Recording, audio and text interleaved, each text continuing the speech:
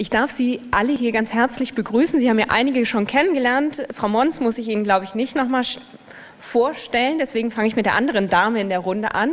Katrin Schaller leitet kommissarisch die Stabsstelle Krebsprävention am Deutschen Krebsforschungszentrum. Herzlich willkommen.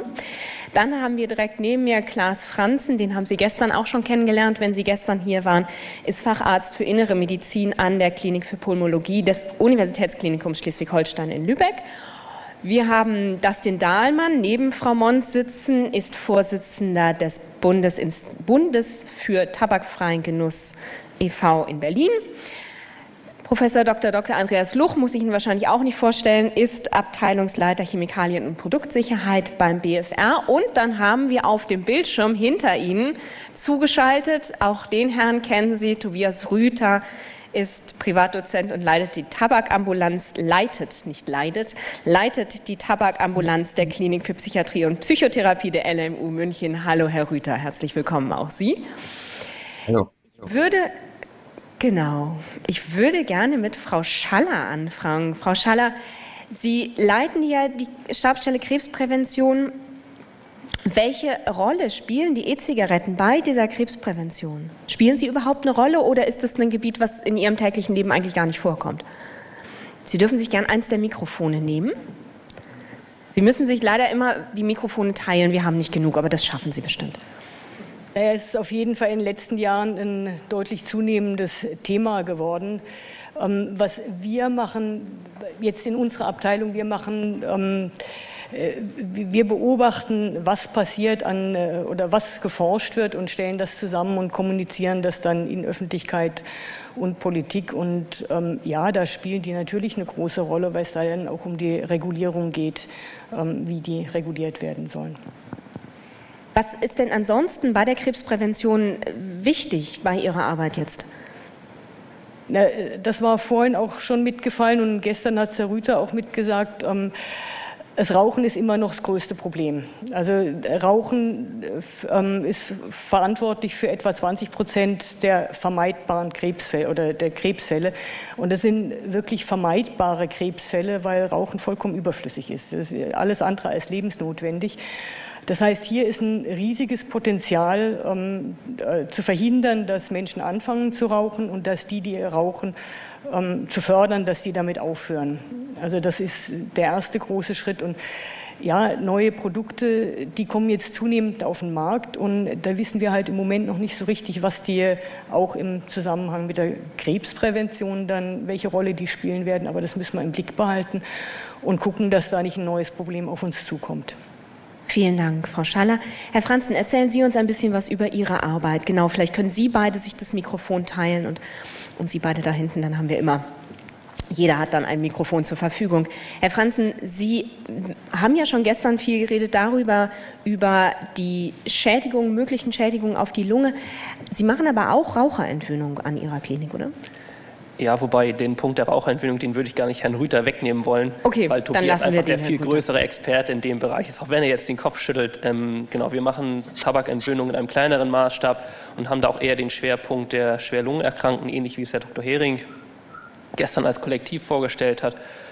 Und wir haben als Universitätsklinikum natürlich die Schnittmenge aus kardiovaskulär erkrankten Patienten und denen, die sich quasi auf den Weg zu uns machen und auch in einem Großprojekt mit anderen Zentren in Norddeutschland gucken wir uns ein Lungenkrebs-Screening an, die sogenannte Hanse-Studie. Auch da haben wir im Prinzip Patienten, die aufhören möchten, die zu uns in die Ambulanz kommen, wo wir nach Lungenkrebs und weiteren Punkten screenen und in dem Vorfeld trotzdem die Ansprache suchen, dahingehend, dass wir darauf hinweisen, der Komplettverzicht ist das, was wir leitliniengerecht zumindest anstreben. Und das, was gestern diskutiert worden ist, und das ist, glaube ich, ein Punkt, den man nochmal unterstreichen sollte, dass es sicherlich auch Fälle gibt, wo man überlegen muss, Entwöhnung eher eine deutliche Einschränkung der Lebensqualität, wenn wir über nur noch Monate reden der Lebenszeit, dass man überlegt, kann man da nicht eine Substitution oder eventuell die E-Zigarette als Alternative anstreben. Das heißt aber nicht, dass ich jetzt im Moment für E-Zigarette oder für Zigarette oder für irgendetwas anderes spreche, sondern ich würde an der Stelle einmal, so wie es Frau Mons, und das fand ich einen sehr schönen Vortrag eben gerade, nochmal unterstrichen hat, dass man sich genau angucken muss, welche wissenschaftliche Basis haben wir, von der wir uns bewegen. die Diskussion eben gerade COPD-Asthma, eine Studie, die sicherlich nicht ruhmreich ist, wenn man da auf die COPD kapriziert, wenn man auf das Asthma guckt, und das war der viel größere Teil, das ist eben gerade so ein bisschen untergegangen, das ist sicherlich schon ein Thema, auch in der Alterskohorte 18 bis 24, und vor dem Hintergrund muss man sicherlich diskutieren, welche Rolle spielen die E-Zigaretten, und wenn man sich die größeren Reviews und Meta-Analysen dieser Datensätze anguckt, die diese Fragestellung adressiert haben, bleibt diese Diskussion stehen, und das fand ich in dem Vortrag heute Morgen von Herrn Dr. Lohmann sehr spannend. Wie sollen wir damit umgehen, wenn die Risikowahrnehmung bei gleich oder eher risikohafter ist der E-Zigarette? Und da ist, denke ich, sehr viel Aufklärungsarbeit zu leisten. 95%, das haben wir gestern Nachmittag diskutiert, ist sicherlich eine zu hoch gegriffene Zahl. Aber dass eine Risikoreduktion da ist, lassen die Daten, die wir bis hierhin haben, sicherlich zu. Die Frage ist, wie sehen wir das in 10 oder 15 Jahren, wenn das, was wir in den Zellkulturen, das, was wir in den Mausmodellen und das, was wir jetzt in den ersten epidemiologischen Fragestellungen als Antworten erhalten, dann weitergehend zu finden sind? Heißt, sprechen wir in 15 Jahren dann vielleicht doch auch von einer Entwicklung, ob wir sie COPD nennen oder anders nennen, aufgrund der Dampfexposition? Das muss man dann einmal sehen. Herzlichen Dank, Herr Franzen. Herr Dahlmann, Sie sind vom Bündnis für tabakfreien Genuss. Vielleicht stellen Sie uns dieses Bündnis vor. Was machen Sie da eigentlich? Ja, wir sind ein Zusammenschluss der Unternehmen der E-Zigarettenindustrie. Wenn ich von Unternehmen der E-Zigarettenindustrie spreche, dann spreche ich ausschließlich von kleinen und mittelständischen Unternehmen, denn das macht die Industrie aus.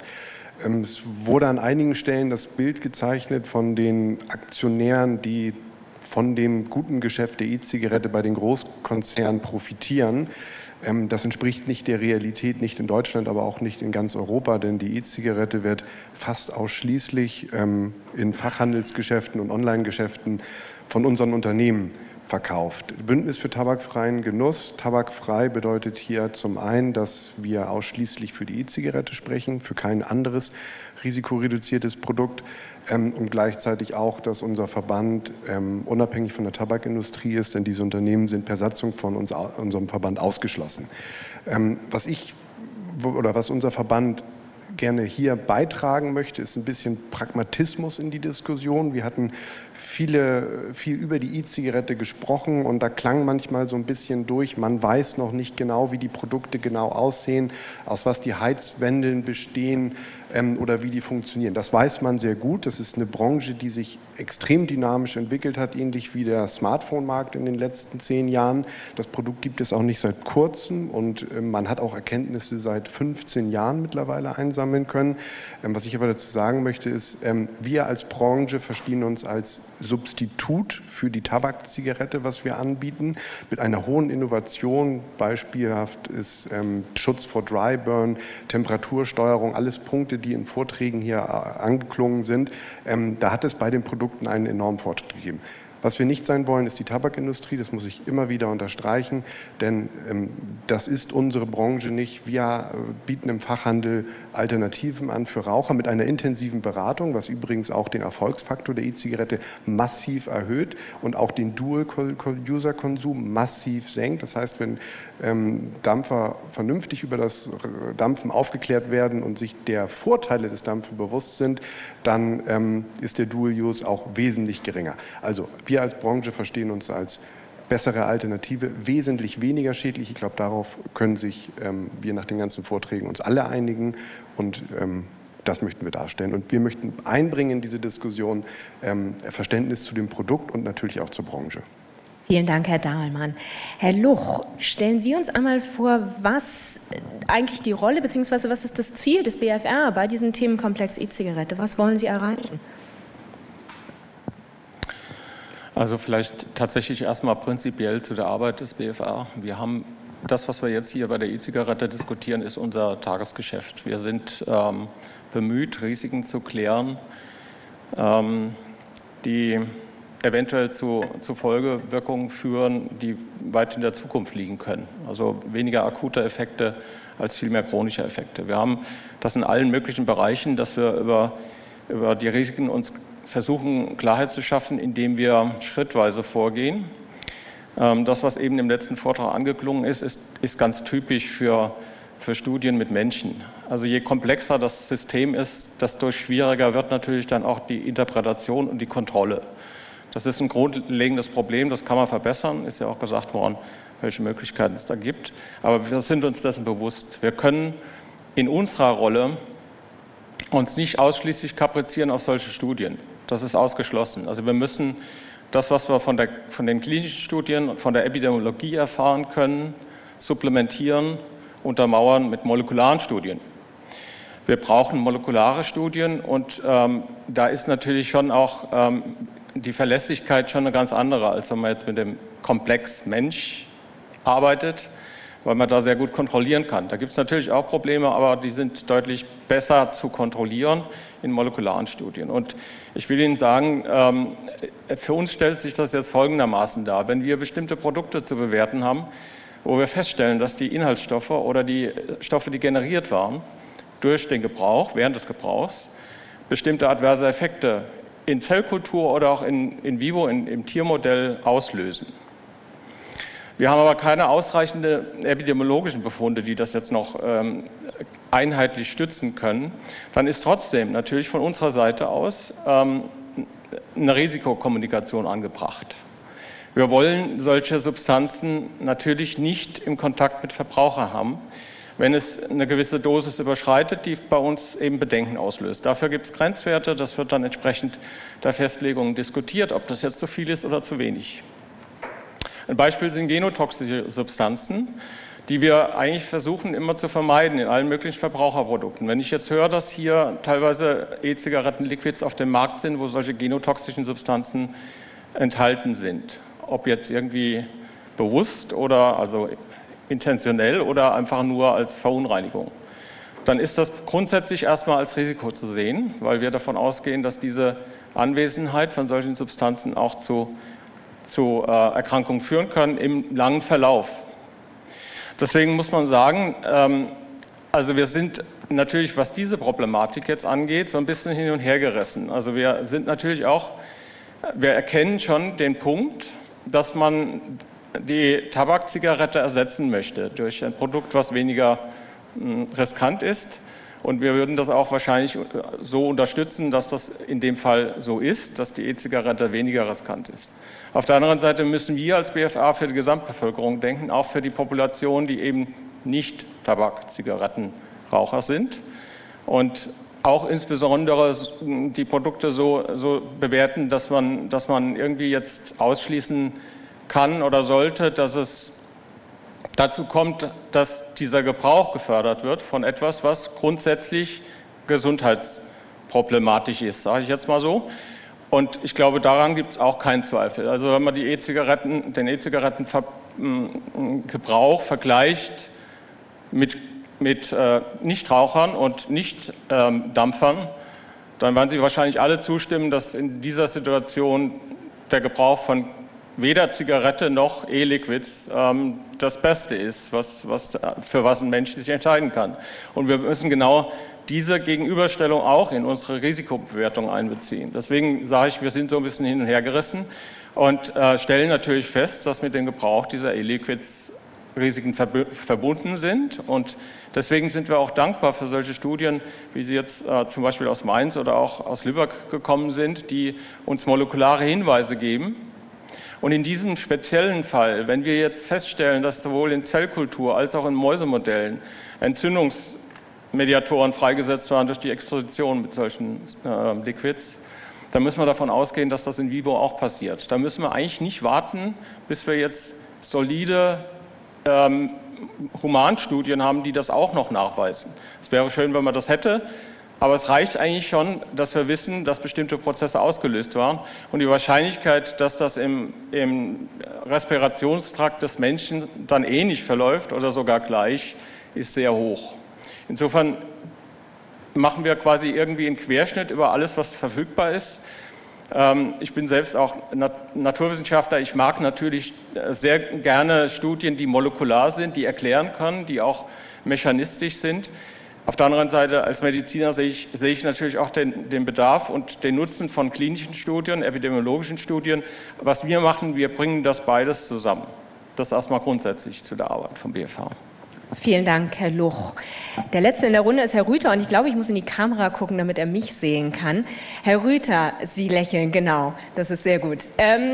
Erzählen Sie uns ein bisschen was über Ihre Arbeit an der Tabakambulanz. Inwieweit spielt die E-Zigarette da eine Rolle bei Ihrer Arbeit? Ja, ich bin ja so neben Klaas Franzen einer der Kliniker hier. Und wir haben eine Ambulanz, wo wir im Schnitt 600 Raucherinnen und Raucher im Jahr behandeln, die zu uns kommen. Und ich bin auch so auf die E-Zigarette aufmerksam geworden, dass einfach die Leute mit den Füßen sozusagen abgestimmt haben und uns gezeigt haben, die kamen mit diesen Geräten in die Raucherentwöhnungskurse und sagten, was ist denn das? Beziehungsweise einmal kam einer zu mir und sagte, vielen Dank, ich bekomme, wenn ich Ihren Namen nenne, 10% in dem E-Zigarettenshop nebenan. Was um Gottes Willen mit mir nichts zu tun hat, sondern weil einfach dann bin ich in diesen Shop gegangen, die gesagt haben, ja, die Kunden, die gehen zu Ihnen, lassen sich beraten und die gehen zu uns, lassen sich zu beraten, weil sie etwas gegen ihr Rauchen tun wollen. Also, wenn Sie mich fragen, ich bin dazu gekommen, um über E-Zigaretten zu forschen. Ich bin dafür, dass die Menschen weniger rauchen und ich habe eine Tabakambulanz, weil wir Raucherentwöhner sind und ich mache das seit über 15 Jahren, weil ich genau wie Frau Schaller das gerade gesagt hat, sehe, dass das die größte Gefährdung ist, die wir vermeiden können für den Menschen überhaupt in der Gesundheit. Und bin aber durch die Kunden sozusagen dazu gekommen, mich auch jetzt wissenschaftlich damit zu beschäftigen. Was wir machen ist, und das finde ich eine tolle Zusammenstellung, eben nicht die molekularen Geschichten, sondern wir gucken uns das am Menschen an und mich als Suchtmediziner interessiert natürlich am meisten das Suchtpotenzial, weil ich natürlich genauso wie Herr Luch das sagt, am besten finde, wenn die Menschen reine Luft inhalieren und das Beste ist, wenn sie von allen diesen Inhalationsgeräten wegkommen und auch vom Nikotinkonsum wegkommen. Die Frage ist nur, wie und über welche Schritte. Und da ist halt die Frage, wenn wir uns das Suchtpotenzial zum Beispiel von diesen Geräten angucken, kann es sein, dass ja vielleicht zumindest bei einigen E-Zigaretten ist es so, die haben ein geringeres Suchtpotenzial, sodass die Menschen vielleicht die Sucht verlernen. Sagen uns ja auch einige Daten, auch unsere Daten, dass die Menschen, die lange eine E-Zigarette verwenden, weniger dampfen und irgendwann auch einfach mal damit aufhören zu einem hohen Prozentsatz. Das soll es erstmal sein. Also wir kommen von den Patienten her, die uns aufsuchen. Wir machen das sehr viele Jahre und es kommen eigentlich immer mehr. Selbst in der Corona-Zeit kamen sogar mehr. Wir haben auf Online-Kurse umgestellt und wurden eigentlich überrannt. Die Leute haben im Zuhause schon gemerkt, hey, da kommt eine Lungenerkrankung und das könnte vielleicht schlecht sein, wenn ich rauche. Also wir haben genauso viele Menschen entwöhnt, nur eben online. Herzlichen Dank, Herr Rüther. Wir haben es ganz am Anfang des Tages heute in dem Vortrag von Herrn Lohmann gehört, dass anders als offensichtlich der wissenschaftliche Konsens, dass E-Zigaretten zumindest irgendwie ein bisschen weniger schädlich sind als richtige Zigaretten, dass in der Bevölkerung aber trotzdem noch ein relativ hohes Risiko wahrgenommen wird. Frau Mons, kann das auch daran liegen, dass das spektakuläre Studienergebnis, die eben sagen, die E-Zigarette ist total gefährlich, eher veröffentlicht werden als Studienergebnisse, die das Risiko vielleicht ein bisschen weniger stark sehen? Ja, das habe ich ja eben dargelegt, sie werden eher veröffentlicht und das andere ist eben, dass sie eher in der Presse landen. Also solche spektakulären Studien sind eben genau das, da werden dann entsprechende Pressemitteilungen veröffentlicht, entweder von der Zeitschrift oder von der Institution und dann wird das natürlich journalistisch aufgearbeitet und auch da bleibt dann eben oft die Sorgfalt auf der Strecke. Und die Frage ist ja eben auch immer, also Wissenschaft ist ja eben nicht schwarz-weiß, sehr, sehr oft haben wir viele Grautöne und das ist eben das, was wir ja auch statistisch als Unsicherheiten bezeichnen. Und das wird dann eben auf dem Weg in die Pressemitteilung und dann auf dem Weg von der Pressemitteilung in die Online-Medien etc., das bleibt dann eben oft auf der Strecke. Und dann kommt da eben ständig irgendwie die Studie, E-Zigaretten führen zu Herzinfarkten, E-Zigaretten führen zu COPD, zu dies und das. Und dann gab es natürlich eben auch immer wieder Institutionen wie zum Beispiel das Science Media Center, was versucht hat, eben genau diese Dinge ein Stück weit dann auch zu korrigieren, aber das reicht eben oftmals nicht aus. Das Schlimme ist ja dann eben auch, selbst wenn Studien dann im Nachhinein zurückgezogen werden wegen gravierender Mängel, der Schaden ist ja schon passiert. Die sind ja eben schon in der Öffentlichkeit gelandet und haben die Risikowahrnehmung mit beeinflusst. Auf der anderen Seite mit einer Studie, die dann eben rausfindet, naja, wir haben hier keinen so klaren Zusammenhang gefunden. Die wird nicht so hochkarätig veröffentlicht teilweise, die landet dann auch nicht in der Pressemitteilung oder in den Medien. Und so entsteht dann eben dieses Bild. Und auch das Beispiel EVALI, was ja gestern kam, das hat sicherlich auch einen großen Beitrag gehabt in der öffentlichen Risikowahrnehmung. Weil natürlich die ersten Presseartikel dazu waren dann auch große Aufregungen, Erkrankungsfälle, das waren natürlich ja alles auch tragische Fälle in den USA. Und es dauerte dann eine ganze Weile, bis dann eben die Berichterstattung etwas differenzierter wurde und dann eben gesagt hat, naja, eigentlich, das waren alles irgendwie größtenteils männliche Jugendliche, die haben illegale Produkte verwendet, Cannabis-Produkte, das wird nämlich auch oft, in den USA heißt es immer irgendwie so und so viele verwenden E-Zigaretten, viele verwenden eben diese Vaping-Pens, die Cannabis enthalten. Es hat dann eben sehr lange gedauert, bis dann dieses Bild dann ein Stück weit korrigiert wurde und im Prinzip, ja, der Schaden war da schon angerichtet. Und ja, es gibt ja eben dieses Pranolini-Gesetz, der Aufwand, also im Englischen heißt es Bullshit, also solchen Blödsinn wieder aus der Welt zu schaffen, ist um eine Größenordnung größer, als eben solchen Blödsinn in die Öffentlichkeit zu tragen. Und das ist eben das große Problem, der Schaden ist dann schon angerichtet. Herzlichen Dank, Frau Mons. Vielleicht starten wir damit, dass wir uns einmal überlegen, über wen wir eigentlich reden. Und da würde ich gerne Herrn Dahlmann noch mal mit ins Boot nehmen. Wer raucht denn? Sie verkaufen die E-Zigaretten. Wer kauft sie? Also wer sind die Nutzer dieser E-Zigaretten Ihrer Ansicht nach? Quasi ausschließlich Raucher. Also man kann auch sagen, ausschließlich mit 99,7% sind unsere Kunden ehemalige Raucher. Das besagt die DEBRA-Studie, die aktuellen Zahlen. Und gerade deswegen gehe ich auch noch auf den Punkt ein von dem BfR, wo ich es bei der Risikokommunikation, auch das, was Sie unterstreichen, ein bisschen kritisch halte oder einfach nicht verstehe, auch gerne mal aus der pragmatischen Sichtweise den Hintergrund ein bisschen auch gerne erläutert habe. Wenn dieses Produkt fast ausschließlich oder zu 99,7% von Rauchern verwendet wird, dann müssen wir doch unsere Kommunikation, aber auch die Ermittlung des Risikos daraufhin anpassen, wie es denn im Verhältnis zum Rauchen ist. Denn damit alles vergleicht sich bei der E-Zigarette immer mit dem Tabak, weil die Konsumenten dort herkommen. Die Konsumenten sind im Durchschnitt, um auf Ihre Frage noch weiter einzugehen, im Einstiegsalter 31 Jahre. Es war in der Vergangenheit, früher waren es häufig männliche, technisch affine Raucher, die zuerst auf dieses Produkt umgestiegen sind. Das ist jetzt mittlerweile nicht der Fall. Es gibt eine immer breitere Kundschaft, die in die Läden kommt, eben mit dem Willen, aufhören zu rauchen, es aber nicht können oder nicht wollen. Auch hier wieder, das ist unsere Zielgruppe, Raucher, die nicht aufhören können und wollen, dann beraten werden möchten, wie diese E-Zigarette funktioniert, was das richtige Produkt für sie ist. Herr Franzen, wollen Sie direkt darauf reagieren? Ich würde einfach noch eine Ergänzung bringen. Wie gesagt, der Weg weg von der Zigarette zu einem, ich fand den Begriff, den Sie gerade gefunden haben, weniger schädlich. Das ist ein bisschen neutraler, finde ich. Und da würde ich den Bogen ganz gern schlagen wollen zu dem, was das Thema vorhin war.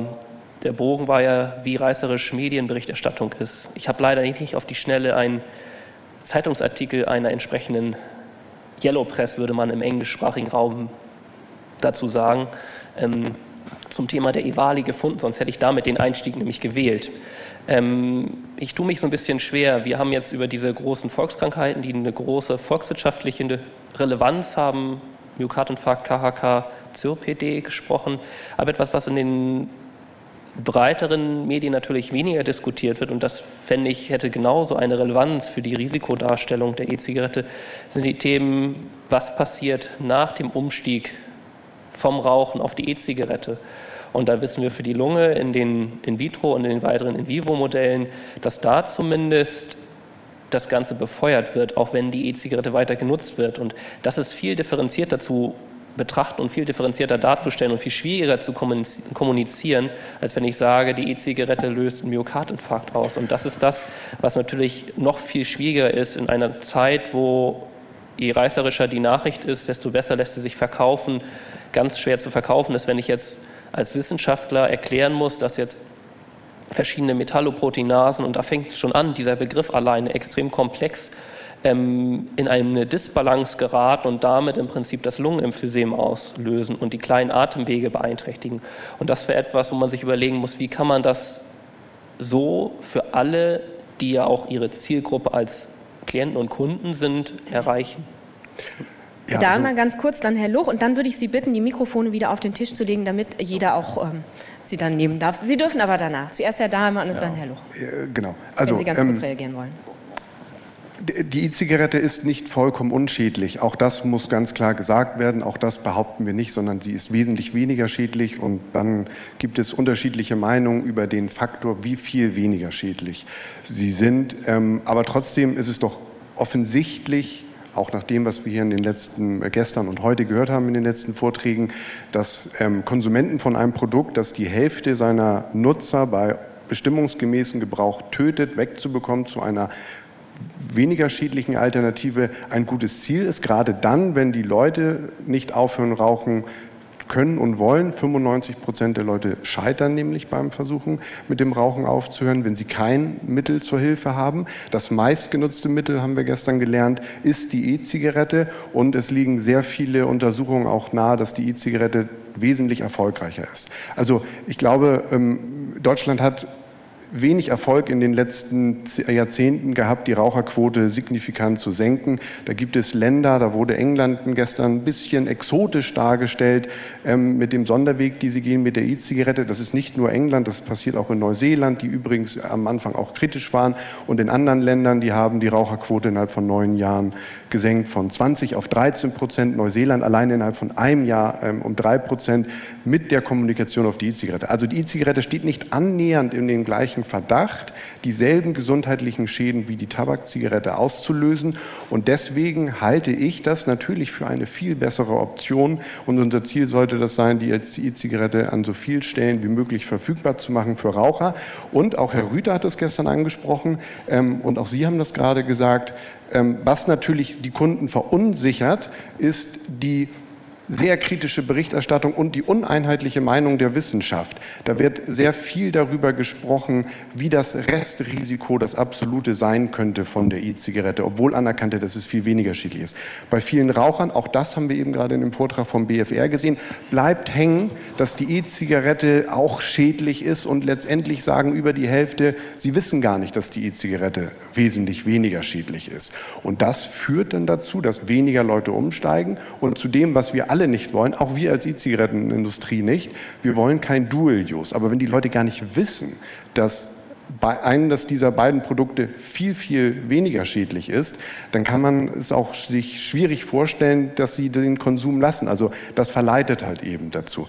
Ich bleibe dabei, dass die E-Zigarette mit einer einheitlichen Kommunikation viel, viel mehr Leute für sich überzeugen könnte. Und das würde übrigens auch den Aktionären der Tabakunternehmen schaden, denn ein Raucher, der zur E-Zigarette wechselt, macht keinen Umsatz mehr bei der Tabakindustrie, sondern bei kleinen und mittelständischen Unternehmen. Vielen Dank, Herr Dahlmann. Herr Luch wollte darauf reagieren, dann Herr Rüther und Frau Schaller. Also ich habe hier ein paar prinzipielle Probleme, muss ich ehrlich sagen. Also es kann ja wohl keine Erwartung an das BfA sein, dass wir jetzt Vergleiche anstellen mit etwas sehr risikobehaftetem, sehr gefährlichem wie dem Tabakrauchen und den E-Zigaretten, nur auf der Basis, was ist jetzt weniger gesundheitsgefährdend. Also diese Zahl von 99,7% der Konsumenten, die ehemals Raucher waren oder Raucher sind, lasse ich jetzt einfach mal so stehen. Wir haben auch schon andere Zahlen gehört. Aber also die Frage, die sich mir stellt, wenn das tatsächlich so ist, dass Ihr Ziel ausschließlich ist, die Leute zu entwöhnen von Tabakzigarette, dann warum bringen Sie so ein Produkt auf den breiten Markt? Warum machen Sie das Produkt so attraktiv? Warum gibt es so viele Flavors und Geschmacksrichtungen? Warum wird die gesamte Bevölkerung angesprochen? Warum gibt es den Zugang auch für Jugendliche, obwohl es offiziell verboten ist? Warum wird das in dieser Breite vermarktet? Wenn Sie sagen, es ist ja eigentlich nur ein medizinisches Produkt, dann sehen Sie doch zu, dass Sie die Zulassung dafür bekommen und bringen Sie das sozusagen als Medizinprodukt auf den Markt, aber adressieren Sie nicht die gesamte Bevölkerung. Wir als BfA haben schon auch den Auftrag, darauf hinzuweisen, dass der Boxkampf sehr gefährlich ist und wahrscheinlich auch zum Tode führen kann, aber der Ringkampf eben auch gewisse Gefährdungen nach sich zieht und wir das auch betonen müssen. Und so in etwa würde ich das jetzt mal vergleichen wollen. Sie können jetzt nicht einfach sagen, nur weil das weniger gefahrenbehaftet ist alles gut, sondern ich hatte es schon mal gesagt, wir müssen natürlich auch die nicht rauchende Population mit einbeziehen. Wir müssen für die Gesamtpopulation denken. Wir müssen auch langfristig denken. Stellen Sie sich vor, in vielen Bereichen haben wir Risiken, wo wir überhaupt noch kaum Daten haben. Also so Tätowierungen als Beispiel jetzt mal in den Raum geworfen. Wir wissen nicht, was in 10, in 20 Jahren ist. Wir wissen aber jetzt schon, dass in diesen Produkten, die angewendet waren, Stoffe drin sind, die unter experimentellen Bedingungen adverse Effekte machen, auf Zellen oder auch auf Zellkulturen. Und das Gleiche ist jetzt offensichtlich auch hier der Fall. Das reicht für uns als BFR zunächst mal. Wir können und dürfen gar nicht abwarten, bis jetzt die klinischen Studien das so stark unterfüttert haben, dass es tatsächlich so ist. Da müsste man nämlich 10 Jahre warten oder 15 Jahre. Wir müssen auf diesen Umstand hinweisen und sagen, es ist risikobehaftet. Und genau das Gleiche gilt jetzt hier in diesem Fall auch. Herr Dahlmann, da Sie gerade eben schon durften, würde ich lieber erstmal Herrn Rüther und Frau Schaller das Wort erteilen. Herr Rüther, Sie dürfen als Erster. Ja. Ich wollte nur noch kurz nochmal auch Herrn Dahlmann, also Herrn Luch beipflichten, zu Herrn Dahlmann noch sagen, also ich bin wirklich, man kennt mich, ein Verfechter der E-Zigarette für gewisse Bevölkerungsgruppen, aber so ganz ohne Tabak, so ist es jetzt nicht, dass die Tabakindustrie da gar keine Finger drin hat, das stimmt.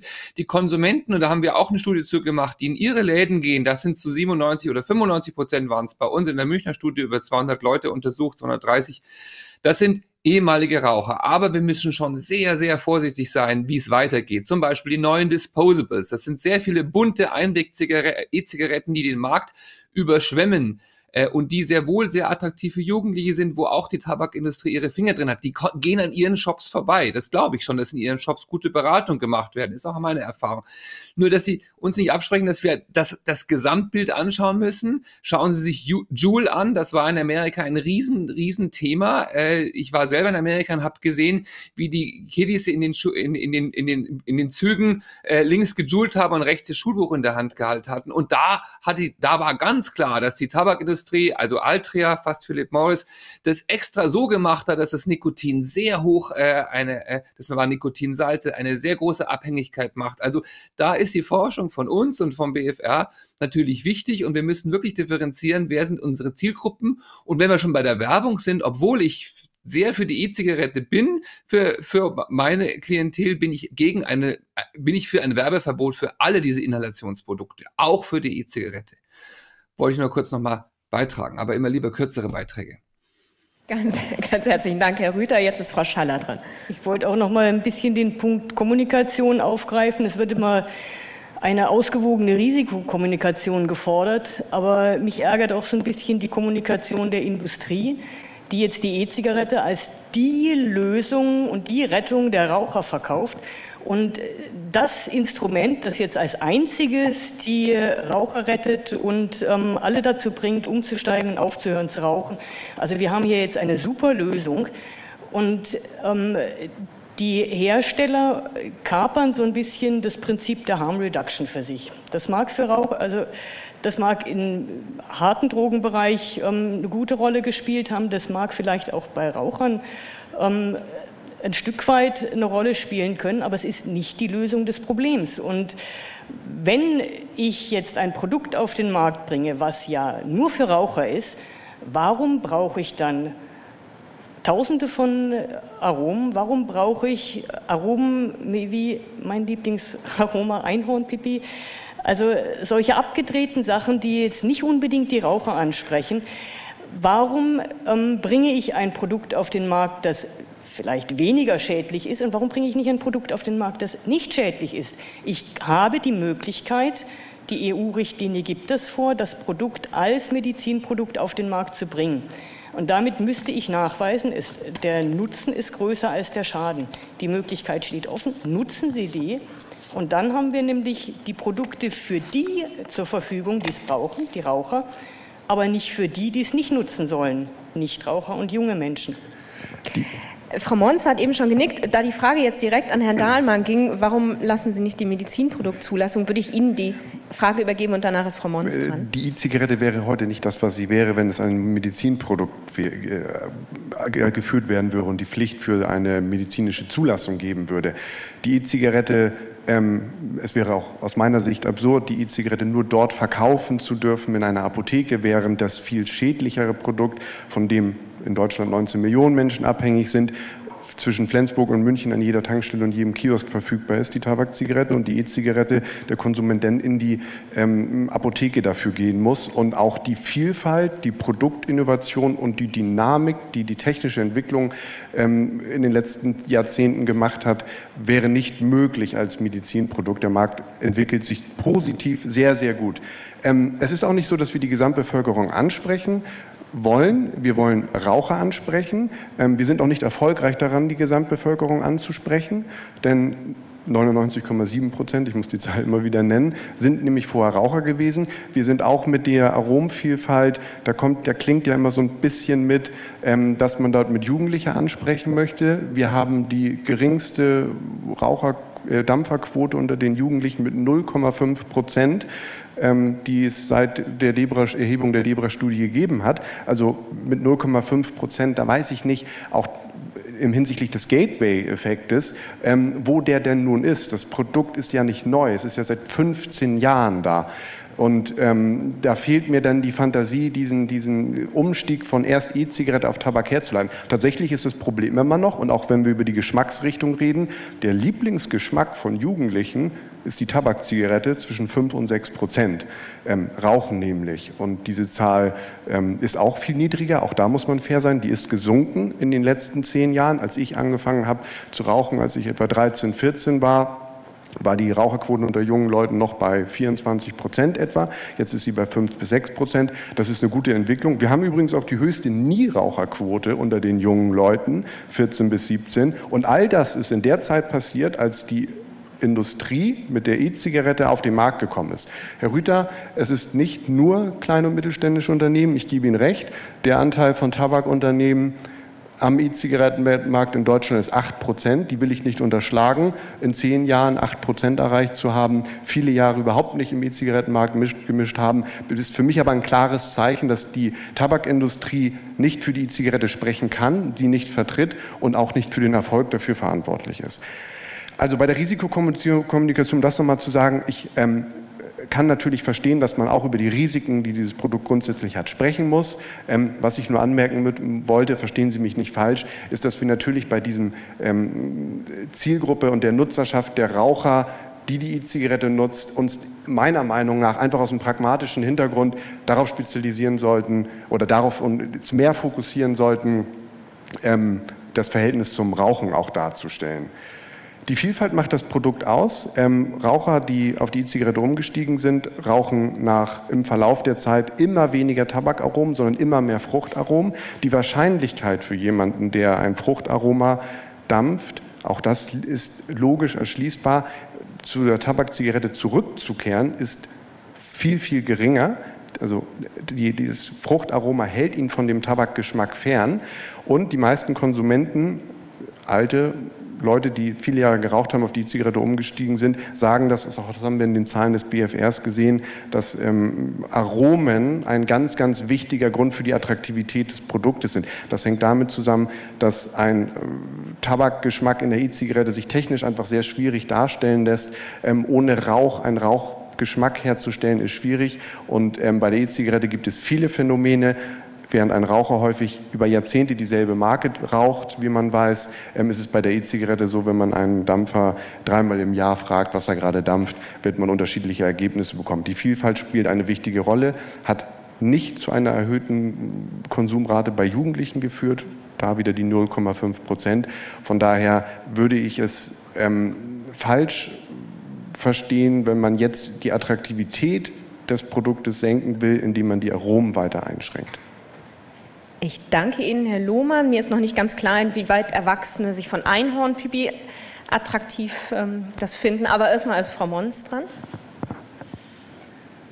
Genau, also ich möchte das auch noch mal ganz klar beipflichten. Also ich glaube, was gestern ja, also bei allen Konsens war bei den Vorträgen, ja, E-Zigaretten sind weniger schädlich, aber sie sind nicht ohne Risiken. Und deswegen brauchen wir natürlich immer auch das Gesamtbild, auch wenn es letztendlich um die Frage geht, wir haben auf der einen Seite eben Raucher, auf der anderen Seite Nichtraucher, Jugendliche und so weiter. Wenn wir das eben auf Bevölkerungsebene, auf Public Health Ebene abwägen und ein Gesamtbild haben wollen, dann brauchen wir tatsächlich beide Seiten. Und auch das, was glaube ich, gestern und auch heute Konsens ist unter den allen Referentinnen, ist, dass an erster Stelle immer die leitliniengerechte Tabakentwöhnung stehen sollte. Also keiner von uns würde tatsächlich eben auch sagen, ja, alle sollen E-Zigaretten verwenden. Das ist sicherlich nicht der richtige Weg. Sie sollte als Möglichkeit da sein, das ist auch meine Überzeugung. Und letztendlich ist es dann eben auch Aufgabe der Politik, eine Regulierung zu schaffen, die auf der einen Seite eben diese Risiken minimiert für Jugendliche. Herr Rüther hat es angesprochen, wir haben uns alle dafür eingesetzt, eben, dass es ein Werbeverbot gibt für E-Zigaretten. Und auf der anderen Seite aber trotzdem noch die Möglichkeit lässt, die Produkte in E-Zigaretten-Shops etc. eben auch vielleicht zu bewerben, wo eben natürlich größtenteils einfach Raucher reingehen. Also dass diese Möglichkeit, die sollte offen gehen, weil wir haben so wenig Möglichkeiten, Raucher loszukriegen von der Zigarette. Da muss natürlich auch noch ganz viel getan werden. Aber wir haben eben eine Gruppe von Rauchenden, die eben selbstständig die E-Zigarette nutzen möchte. Und diese Möglichkeit zu nehmen, fände ich eben auch schwierig. Aber ganz klar muss natürlich auch eine Regulierung da sein, die Risiken reduziert für Jugendliche. Und dann einfach nur zu sagen, ja, wir haben momentan 0,5%, darauf können wir uns eben auch nicht ausruhen. Das kann jederzeit auch nochmal in die andere Richtung gehen.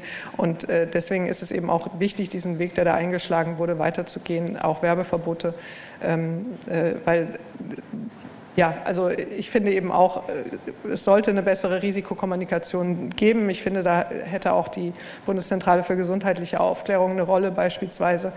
Aber es kann eben auch nicht sein, dass wir die Risikoaufklärung den Unternehmen überlassen über kommerzielle Werbung. Das ist sicherlich der falsche Weg.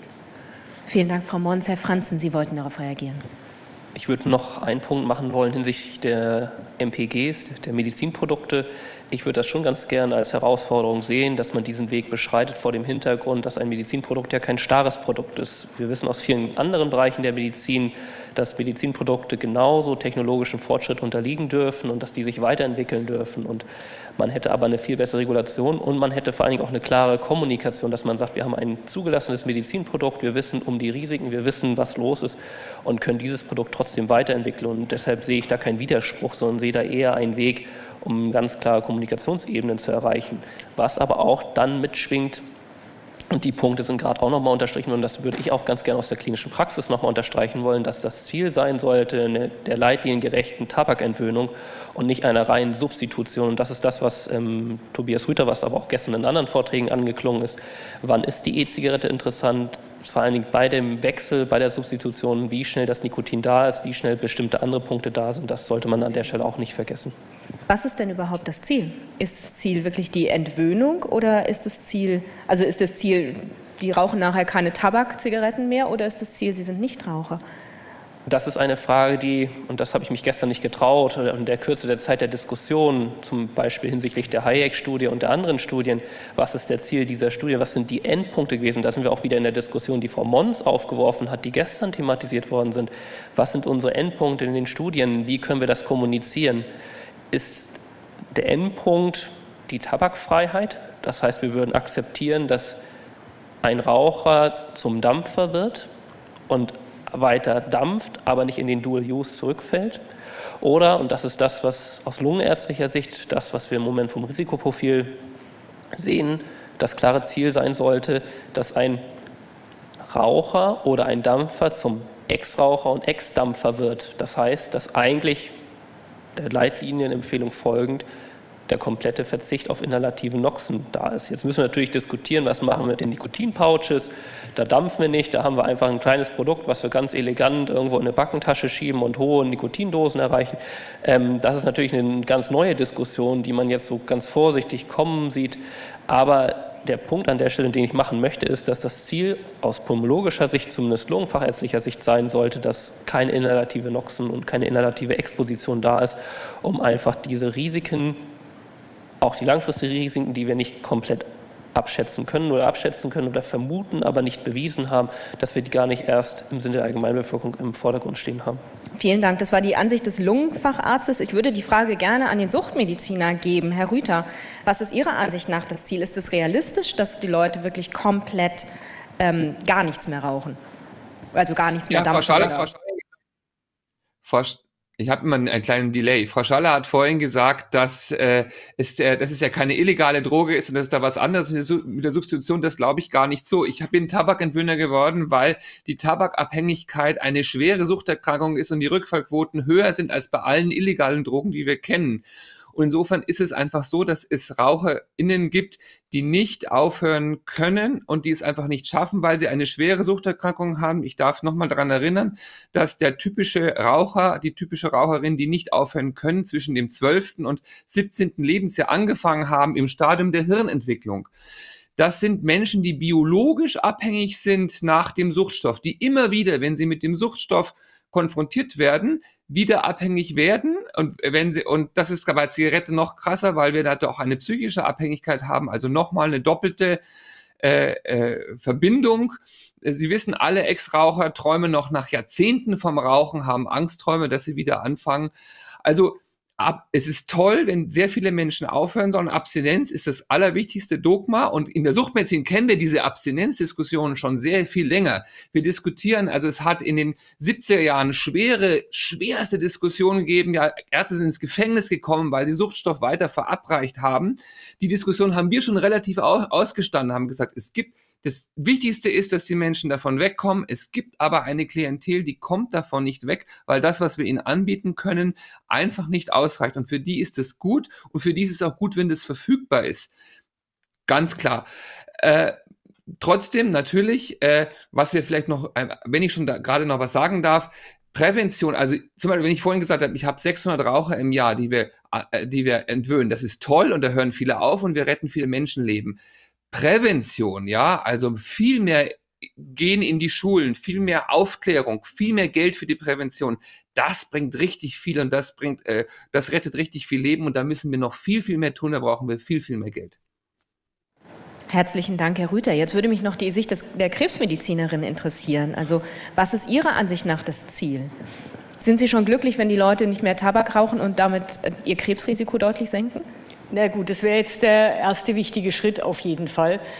Und klar, also ich würde immer sagen, als erstes leitliniengerechte Entwöhnung. Für diejenigen, mein Herr Rüther hat es jetzt klar deutlich gemacht, es wird wohl immer welche geben, die sich da schwer tun oder dies auch ablehnen, dann mag die E-Zigarette eine Möglichkeit sein, da erstmal einen weiteren Schritt zu gehen. Aber letztendlich ist es so, dass da bin ich auf der pulmonologischen Seite, ich inhaliere immer noch Schadstoffe. Und da sind auch krebserzeugende Substanzen drin in geringer Menge. Inwieweit die jetzt das Krebsrisiko erhöhen, das weiß man nicht. Aber das Ziel aus Sicht der Krebsforschung muss natürlich erstmal sein, ich inhaliere gar nichts. Also da wäre dann auch so der Schritt zu gehen. Und das, denke ich, müsste auch ganz klar mit kommuniziert werden. Wenn ich auf die E-Zigarette umsteige, dann sollte irgendwann der Schritt auch kommen, dass ich damit auch aufhöre, auch um aus der Sucht rauszukommen. Und dann muss ich natürlich auch wieder auf diejenigen hinweisen, die nicht rauchen. Die sollen nicht anfangen, die sollen nichts inhalieren, die sollen auch nicht geringste Menge krebserzeugende Substanzen inhalieren. Sie haben gerade die Sucht angesprochen. Vielleicht weiten wir einmal den Blick und schauen mal auf andere Länder. Die Frage würde ich an Herrn Luch wenden. Zum Beispiel Australien hat ja in E-Zigaretten den Nikotingehalt verboten. Das heißt, diese E-Zigaretten dürfen gar kein Nikotin mehr erhalten, diesen suchtfördernden Stoff nicht mehr erhalten. Wäre das eine Möglichkeit, um eben die E-Zigaretten nicht als nächstes Suchtpotenzial dann aufzubauen? Also ich denke, was prinzipiell uns jetzt von allen anderen unterscheidet, ist, dass wir eigentlich keine patientenspezifischen Ziele verfolgen. Deswegen hatte ich auch vorhin noch ein bisschen länger darüber erklärt, was das BFA eigentlich, was die Aufgabe ist. Wir erklären über die Risiken auf von Produkten und Chemikalien. Und das gilt für alle Produkte, die irgendwie im Verbraucherkontakt sind oder auch bei den E-Zigaretten. Natürlich beobachten wir die Situation und finden das natürlich auch gut, wenn der Gedanke entsteht, dass man durch ein Produkt jetzt Raucher entwöhnen möchte. Aber das ist nicht unsere Aufgabe, sondern wir bewerten die inhärenten Gesundheitsprobleme, die mit dem Gebrauch von solchen Produkten verknüpft sein können und nichts weiter. Also wir haben jetzt keine übergeordneten Ziele. Wir wollen nur, dass die Bevölkerung möglichst nicht in Kontakt kommt zu diesen gesundheitsgefährdenden Produkten, die auf dem Markt sind.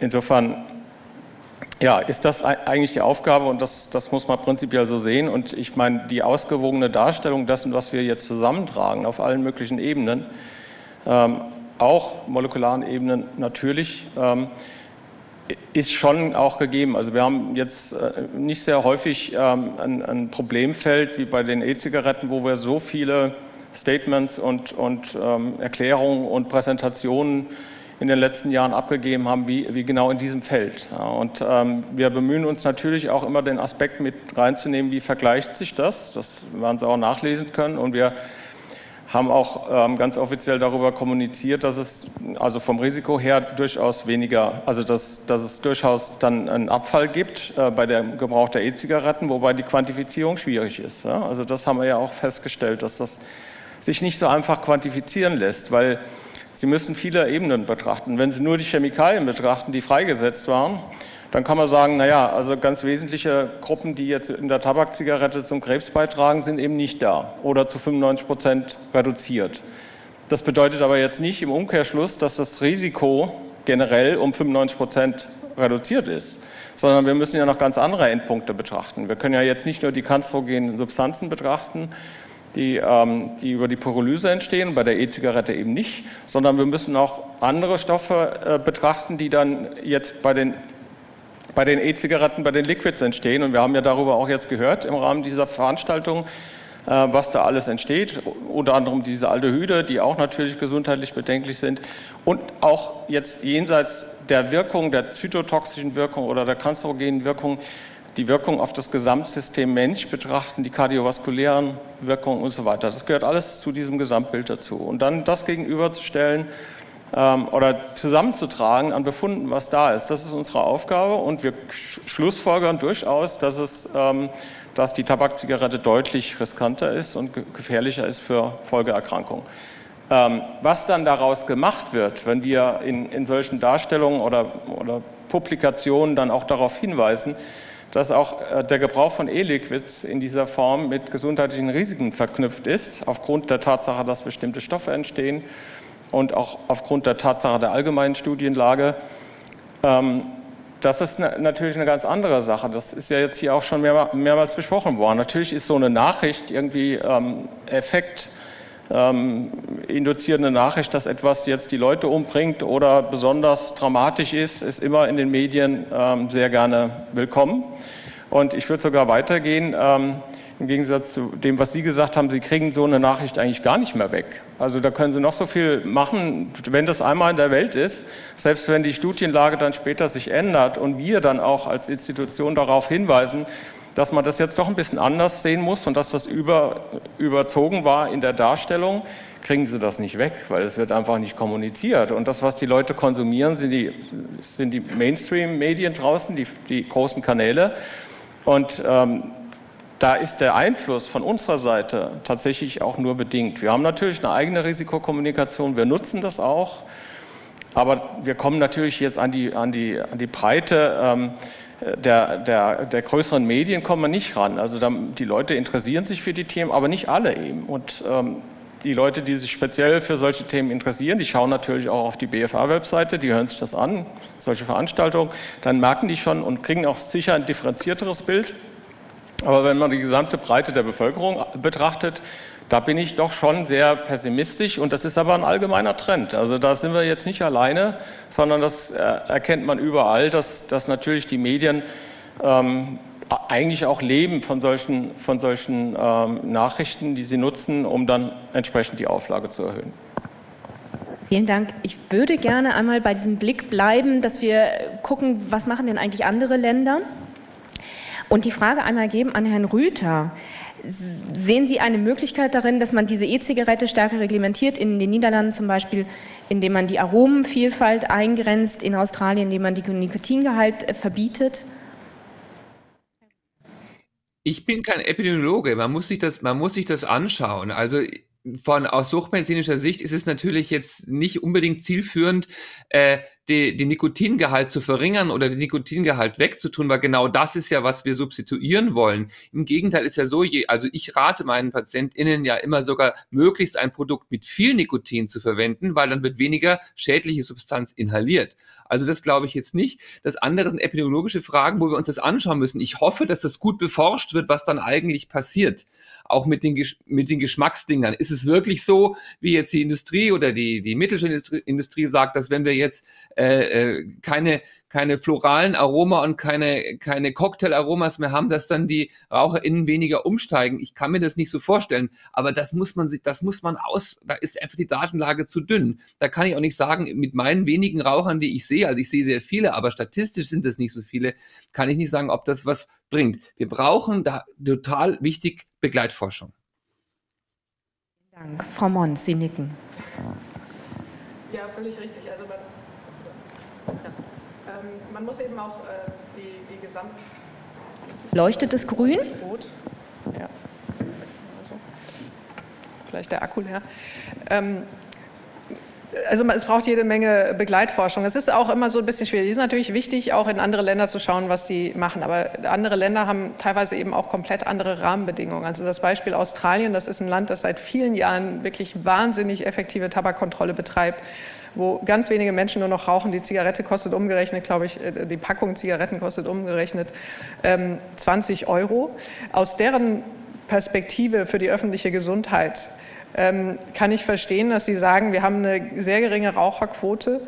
Wir wollen jetzt nicht noch ein neues Produkt hier auf dem Markt haben, was möglicherweise hier die effektive Tabakkontrolle unterminiert, weil es eben auch noch nicht ausreichend reguliert ist. Und dann eben zu sagen, am Anfang haben sie es ja irgendwie ganz verboten, dann haben sie es nur ohne Nikotin. Ja, also das auf Deutschland jetzt so zu übertragen mit komplett anderen Rahmenbedingungen, finde ich schwierig. In den Niederlanden ist es so, das hat ja Frau Thalhaut gestern schön dargestellt, dort ist das Ziel, eine rauchfreie Generation zu erreichen, und deswegen haben die eben tatsächlich die Jugendlichen priorisiert und gesagt, okay, mag vielleicht sein, dass Rauchende profitieren auch von den Aromen. Uns sind die Jugendlichen wichtiger, deswegen machen wir jetzt eben dieses Aromenverbot. Und da stimme ich Tobias Rüther vollkommen zu, da müssen wir wirklich ganz genau dann auch in Begleitforschung schauen, was da passiert, weil das birgt natürlich auch mögliche unerwünschte Risiken. Also bei mir direkt, was bei mir als erstes irgendwie in den Kopf kommt, was machen die Menschen, die sich irgendwie schon gewöhnt haben an die entsprechenden Aromen? Kann 2 Dinge passieren oder 3 Dinge, also vielleicht hören sie ganz auf, nutzen das eben als Anlass, eben auch die E-Zigarette aufzugeben. Vielleicht gewöhnen sie sich wieder an das Tabakaroma, vielleicht gehen sie zurück zur herkömmlichen Zigarette. Wir haben das teilweise in den USA gesehen, da wurden zum Teil deutliche E-Zigarettensteuern eingeführt. Was hat das bewirkt? Die Leute sind wieder zurück zur Zigarette gegangen, und das kann wirklich ja niemand wollen. Dritter Effekt, sie wollen eben weiter ihre Aromen verwenden. Holen sie sich aus dem Ausland, das wäre noch die beste Variante, mischen sich irgendwas selbst, tun da irgendwelche Sachen rein, irgendwelche ätherischen Öle oder was auch immer. Also es gibt da eine ganze Bandbreite an möglichen unerwünschten Wirkungen, und das muss man sich dann natürlich eben, das ist dann letztendlich eine politische Entscheidung. Möchte man das? Es sollte auf jeden Fall bestens auch beobachtet werden, um eben auch möglicherweise solche Risiken dann schnell auch wieder begegnen zu können. Sie haben gerade die illegal zusammengemischten Liquids erwähnt. Da würde ich gerne Herrn Dahlmann mal fragen. Genau, Sie müssten jetzt das Mikrofon sich wieder teilen. Inwieweit oder was kann Ihr Verband tun, damit wirklich nur Liquids, die zumindest dem Lebensmittelrecht entsprechen, verwandt werden? Alle Liquids, die in den Dampferfachgeschäften oder allgemein auf dem Markt hier in Deutschland zu finden sind, werden ganz überwiegend hier in Deutschland hergestellt nach diesen Standards. Das gilt aber auch für europäische hergestellte Liquids. Liquids aus Asien, China finden sich auf dem Markt quasi nicht. Das Gleiche gilt mittlerweile auch für Liquids aus den USA.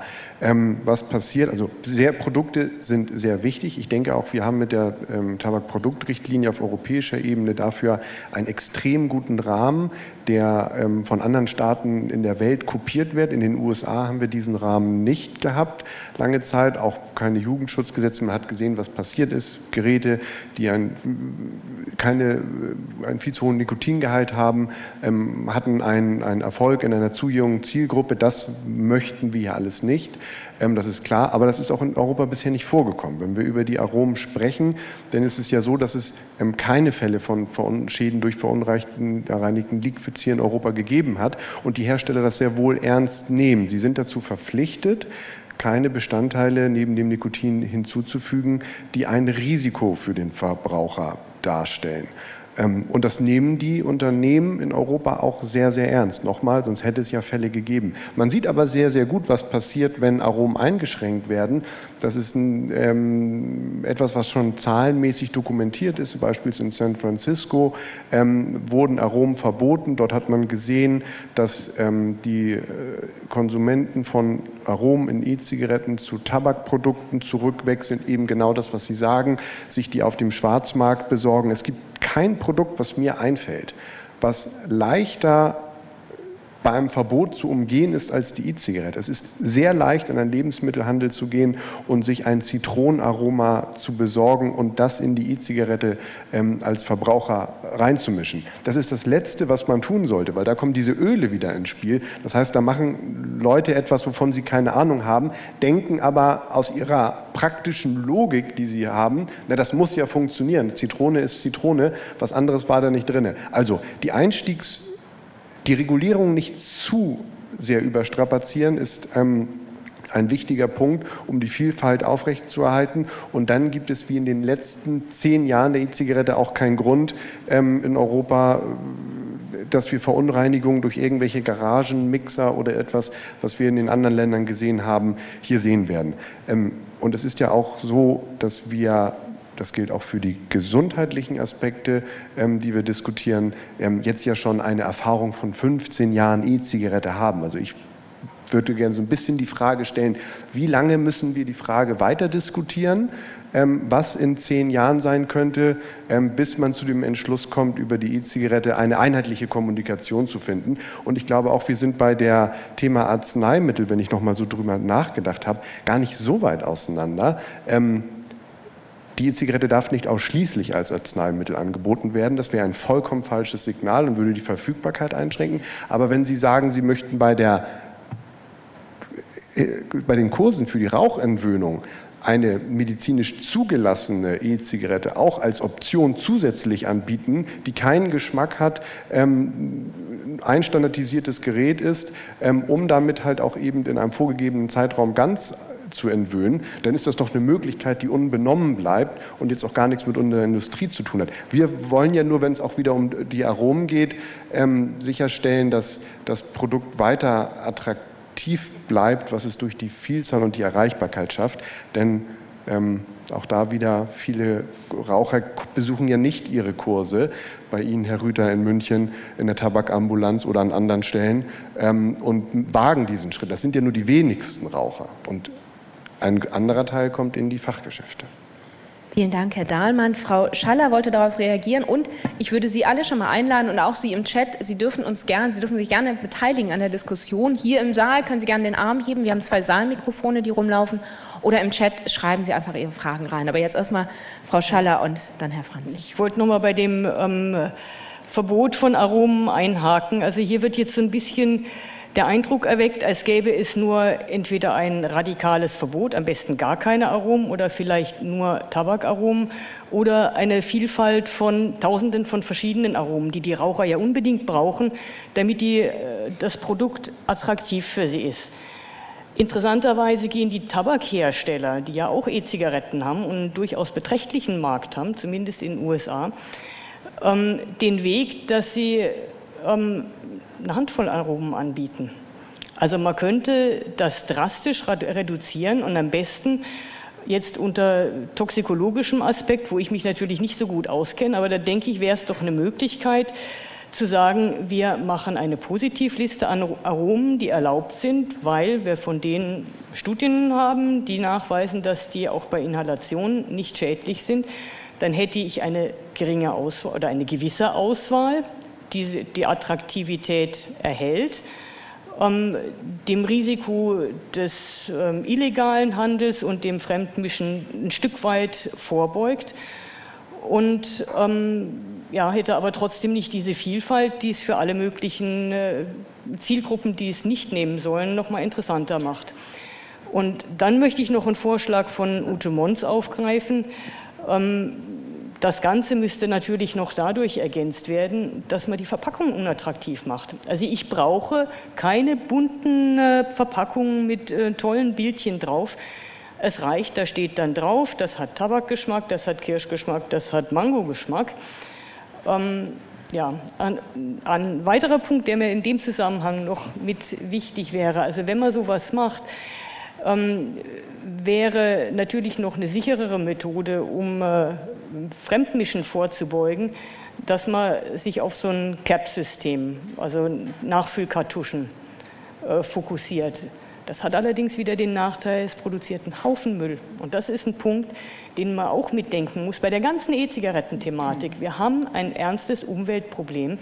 Man weiß nicht, wie viele von diesen Elektrogeräten sachgerecht entsorgt werden.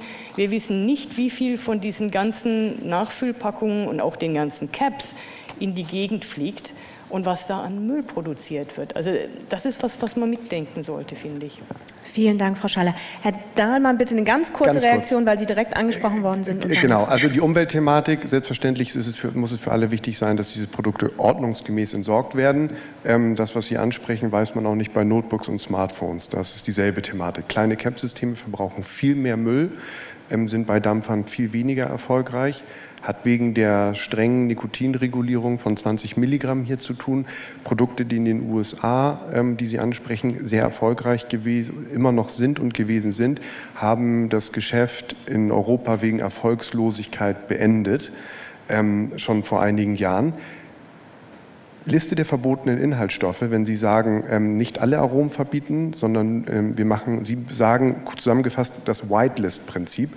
Ich finde das Blacklist-Prinzip sehr gut, was wir haben. Wir haben ja die Liste der verbotenen Inhaltsstoffe in Deutschland, wo vernünftig risikobehaftete Stoffe vom BfR ermittelt und aufgefügt würden. Ich würde gerne an das BfR die kurze Bitte richten, vielleicht können Sie mir dazu was sagen, einen Austausch zusagen, weil es gibt ja neue Erkenntnisse zu 3 weiteren Stoffen, die dafür empfohlen werden. Über 2 brauchen wir nicht miteinander reden. Wir haben teilweise selbst dazu Unterlagen angelegt.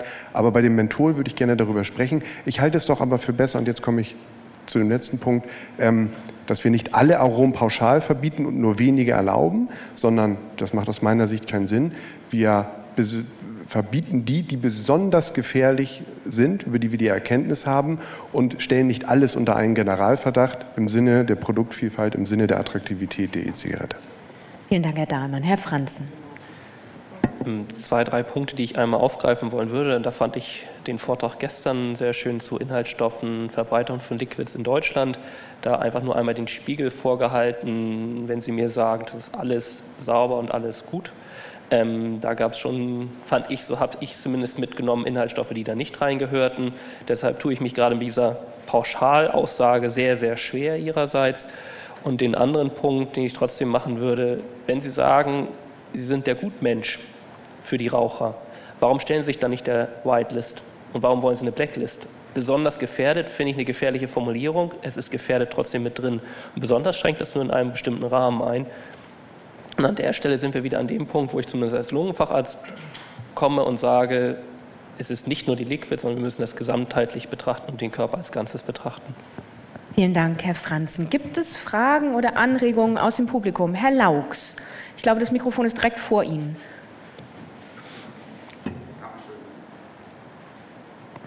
Sie müssen, glaube ich, draufdrücken und gedrückt halten. Ja, vielen Dank. Ja, ich wollte noch mal auch zu den Aromen mich der Position von Frau Schaller anschließen. Also ich denke auch, eine Positivliste ist eine Option, die man denken könnte, weil auf der anderen Seite, ich meine, man muss ja überlegen, das handelt sich oftmals um Lebensmittelaromen und die sind für den oralen Konsum getestet. Und die Inhalation ist ja ein vollkommen anderes Szenario. Und ich habe auch andere Mischungen. Also wir haben gehört von den verschiedenen Inhaltsstoffen, auch den Trägersubstanzen. Und ich denke, die Exposition über die Lunge ist schon birgt auch Gefahren.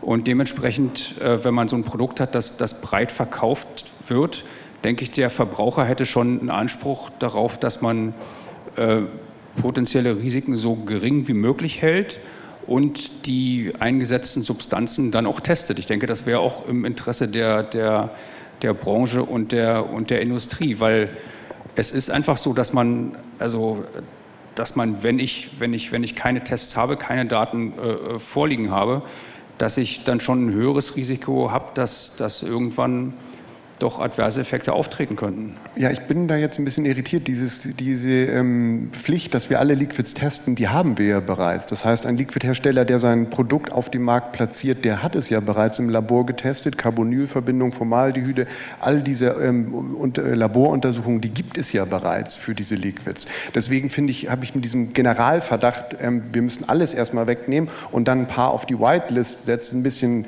eine Schwierigkeit, weil was sind denn die Erkenntnisse, die dazu führen, dass diese drastische Maßnahme notwendig ist, nach 10 Jahren, wo man Daten oder seit 2016 Daten in der EU einreicht, Nachweise, Labortests für die Emissionen bei den Liquids, die auf den Markt verbracht werden müssen? Hat man sich diese Daten angeschaut und sind Sie deswegen zu dem Ergebnis gekommen, dass hier eine Handlung notwendig ist? Oder ist das eine Aussage, die einfach mal so vorsorglich mit dem Hintergrund, es könnte ja sein, getroffen wird? Das wäre jetzt meine Frage nochmal an Sie zurück. Herr Laux, wollen Sie direkt darauf reagieren? Ja, also Vergiftungen durch Inhalation treten ja häufig auf. Und die Lunge ist ein empfindliches Organ und kann auch schnell Schaden nehmen. Wir haben die EVALI-Krise in den USA alle noch in Erinnerung. Das ist jetzt ein exotisches Beispiel. Die hat mit illegalen Drogen etwas zu tun und nicht mit der E-Zigarette. Das heißt, wenn Sie sagen, ein Raucher hat Crack geraucht und das sind jetzt die Folgen von der Tabakzigarette, das ist schon, also mit der E-Zigarette da EVALI zu nennen, stellt das die Branche immer ein falsches Licht. Also ich denke, das verdeutlicht auch das Risiko, dass man Substanzen über den Atemtrakt zuführt, die zu schädlichen Effekten führen können. Und natürlich ist das ein extremes Beispiel, da wurden illegale Substanzen verwendet. Aber gleichermaßen sollten Sie doch interessiert sein, wie gesagt, die Aromen, die ja nur für die orale Aufnahme getestet sind, auch abzusichern für den Fall der Inhalation. Und das ist bis jetzt nicht der Fall. Also diese Tests liegen nicht vor. Sie haben vollkommen recht, um da in einem Punkt Sie zu bestätigen. Wir haben Interesse an einer guten Regulierung des Produktes und vielleicht sollten wir auch mehr überlegen, wie wir gemeinsam dieses Produkt besser machen können. Da gebe ich Ihnen recht. Also welche Stoffe müssen raus, damit das Risiko noch weiter gesenkt wird? Was muss vielleicht auch technisch notwendig sein, neben diesen Mechanismen, die die E-Zigaretten mittlerweile haben? Was eine Zielsetzung wäre der Industrie? Was wären vielleicht mögliche Hinweise auf den Beipackzetteln, die dabei sind, dass Dual-Use viel zu schädlich ist? Vielleicht sollte man da auch regulatorisch noch etwas ergänzen. Ich gebe Ihnen recht. Grundsätzlich kann man bei den Inhaltsstoffen noch sehr, sehr viel tun und sehr, sehr viel herausfinden. Aber die Liquids müssen untersucht werden auf Carbonyl oder verschiedene Verbindungen, bevor sie auf dem Markt platziert werden. Deswegen möchte ich einfach nur sagen, tue ich mich mit diesem pauschalen Verbot von generellen Stoffen und dann gerade im Zusammenspiel mit Verweis auf die EVALI-Krise ein bisschen schwierig. Aber ich hatte das eben schon mal gesagt, wenn wir über neue Stoffe reden möchten, wir sind da gerne offen und auch selbstkritisch. Das haben Sie an den Unterlagen gesehen, die wir eingereicht haben, dass wir gegenüber manchen Stoffen auch selbstkritisch nachgefragt haben, was da ist. Und ich würde gerne diesen Dialog, was meines Verständnisses auch ein Auftrag des BfRs ist, sich mit Stakeholdern auszutauschen, gerne weiter fortführen und über diese Dinge sprechen. Und wir sind nicht grundsätzlich gegen eine Regulierung, denn das nützt auch unserem Produkt. Da möchte ich jetzt auch keinen falschen Eindruck machen, weil es hier so kam, ich pauschalisiere, alles ist gut und es gibt gar keine Probleme. Nein, natürlich gibt es immer auch und Risiken von dem Produkt, das als Botschaft. Vielen Dank, Herr Dahlmann. Herr Luch und dann kommt Herr Franzen. Ja, wir werden dieses Angebot natürlich annehmen, so wie wir es immer machen und uns austauschen zu den Problemen, also zu den Positiv- und Negativlisten. Da gibt's auf beiden Seiten Probleme, die sich stellen, die man dann adressieren muss. Bei der Negativliste kann man sagen, ich kann nur das rausnehmen, was ich kenne. Das, was ich nicht kenne, kann ich nicht beurteilen. Und selbst bei den Stoffen, die ich kenne, ist die Studienlage oft so, dass man da jetzt nicht unbedingt gleich ein eindeutiges Ergebnis zur Verfügung hat, was einem sicher macht dann auch. Ja? Also das ist das eine. Bei der Positivliste haben Sie das Problem, dass die Industrie natürlich mehr gedrängt wird und gezwungen wird, auch Daten vorzulegen. Das ist prinzipiell erstmal sehr gut. Auf der anderen Seite muss es dann auch eine Instanz geben, die das bewertet und die dann zulässt. Ja? Und Zulassung ist natürlich auch immer mit Verantwortung verknüpft. Und das ist natürlich etwas, was nicht unbedingt jetzt auch im Auftrag des BfA ist. Also eine Zulassung für Produkte auf dem Markt im verbrauchernahen Bereich jetzt zu gewährleisten. Das kann man diskutieren in Einzelfällen. Ob das hier sinnhaftig ist die andere Frage. Ich meine, wir haben natürlich, also das, was das Problem so speziell macht, ist die Expositionsroute über den Respirationstrakt. Das muss man noch mal ganz deutlich sagen. Das ist was anderes, als wenn Sie sich auf die Haut schmieren oder jetzt essen. Wir wissen jetzt auch in anderen Bereichen, es gibt einfach eine viel größere Empfindlichkeit des respiratorischen Epithels gegenüber solchen chemischen Triggern und Reizstoffen, die dann vielleicht sogar chronisch wirksam waren. Deswegen sind wir da auch besonders vorsichtig. Deswegen ist auch vielleicht die Maßgabe jetzt der Regulation besonders vorsichtig, wenn es auch zum Beispiel in den Fokus gerät, dass man Stoffe, die jetzt inhaliert werden und die das Produkt attraktiver machen, eigentlich auch nicht haben möchte. Das wissen Sie ja sehr wohl, dass das auch von der WHO promoviert wird, dieses Konzept, dass man die Attraktivität Steigerung durch Zusatz von Stoffen auch oder auch anders, jetzt in der Produktgestaltung, dass man das eigentlich vermeiden möchte, weil man eben die Leute nicht zu diesem Produkt bringen möchte aufgrund der gesteigerten Attraktivität. Jetzt könnte man natürlich die Auffassung vertreten, dass all das, was jetzt wohltuend riecht, was sehr angenehm ist, was irgendwie Assoziationen weckt, bei dem Verbraucher die Attraktivität des Produktes steigert. Und ich glaube auch schon, dass zu erkennen, dass auf dem Markt dieser Gedanke sehr wichtig ist, die Attraktivität des Produktes zu steigern, auch durch Zusatz von entsprechenden Aromen. Und das jetzt irgendwie in regulatorisches System zu gießen, ist natürlich nicht so einfach. Wir sprechen jetzt von charakteristischen Aromen. Da muss man aber erstmal definieren, wie wird das getestet, wo sind da die Grenzen und so weiter. Aber wir sind durchaus noch in einem Prozess, wo wir auch darüber diskutieren, ob dieser Aspekt neben der reinen Toxizität dazu führen wird, dass man Aromen verbietet, selbst wenn jetzt keine Hinweise dafür vorliegen, dass da jetzt ein akuter toxischer Effekt in den Zellen entsteht, sondern einzig und allein aufgrund der Tatsache, dass die Attraktivität des Produktes gesteigert werden soll, was eigentlich gar nicht mehr statthaft ist oder zumindest das Ziel ist, dass es nicht mehr statthaft sein wird in der Zukunft. Herr Luch, danke schön. Herr Franzen, das hat sich schon erledigt. Ich würde gerne eine Frage noch mal aufgreifen und gerne an Herrn Rüther geben, der so ein bisschen im digitalen Nirvana zu verschwinden droht. Das wollen wir natürlich nicht. Herr Rüther, diese Vielfalt an Aromen, wie ist das von Ihrer Patientenseite aus? Sie haben Leute, die wollen mit dem Tabakrauchen aufhören, die wollen aufhören, die nutzen die E-Zigaretten. Sind diese Aromen überhaupt wichtig für die Leute, die da bei Ihnen vorbeikommen? Oder sagen Sie, eigentlich reicht auch eine E-Zigarette so ungefähr? Also ja, was die Daten zeigen, ist auch mein klinischer Eindruck, die wenigsten steigen auf Tabakrauch um, sondern die haben andere, wohlriechendere Aromen, die sie nehmen in den Kursen. Das ist ganz klar. Deshalb bin ich auch, ich möchte natürlich auch ein schadstoffarmes Produkt haben. Insofern bin ich da also völlig dabei. ob die Liste jetzt positiv oder negativ ist. Ich glaube, also je sicherer, desto besser, ist klar, aber es muss Aromen geben, die nicht nach Tabak riechen. Das ist aus suchtmedizinischer Sicht ja gut, weil es auch verhaltenstherapeutisch gut ist, wenn man völlig weg von dem eigentlichen Geruch und Gestank und von dem eigentlichen, also dass das Produkt immer unähnlicher wird. Das ist ja auch das Problem mit den Tabakerhitzern. Die Tabakerhitzer sind ja sehr, sehr ähnlich. Die haben eine sehr starke Nikotinanflutung und die riechen auch noch sehr nach Tabak und haben noch sehr viel Tabakhaptik und auch der Rauch ist ganz was anderes.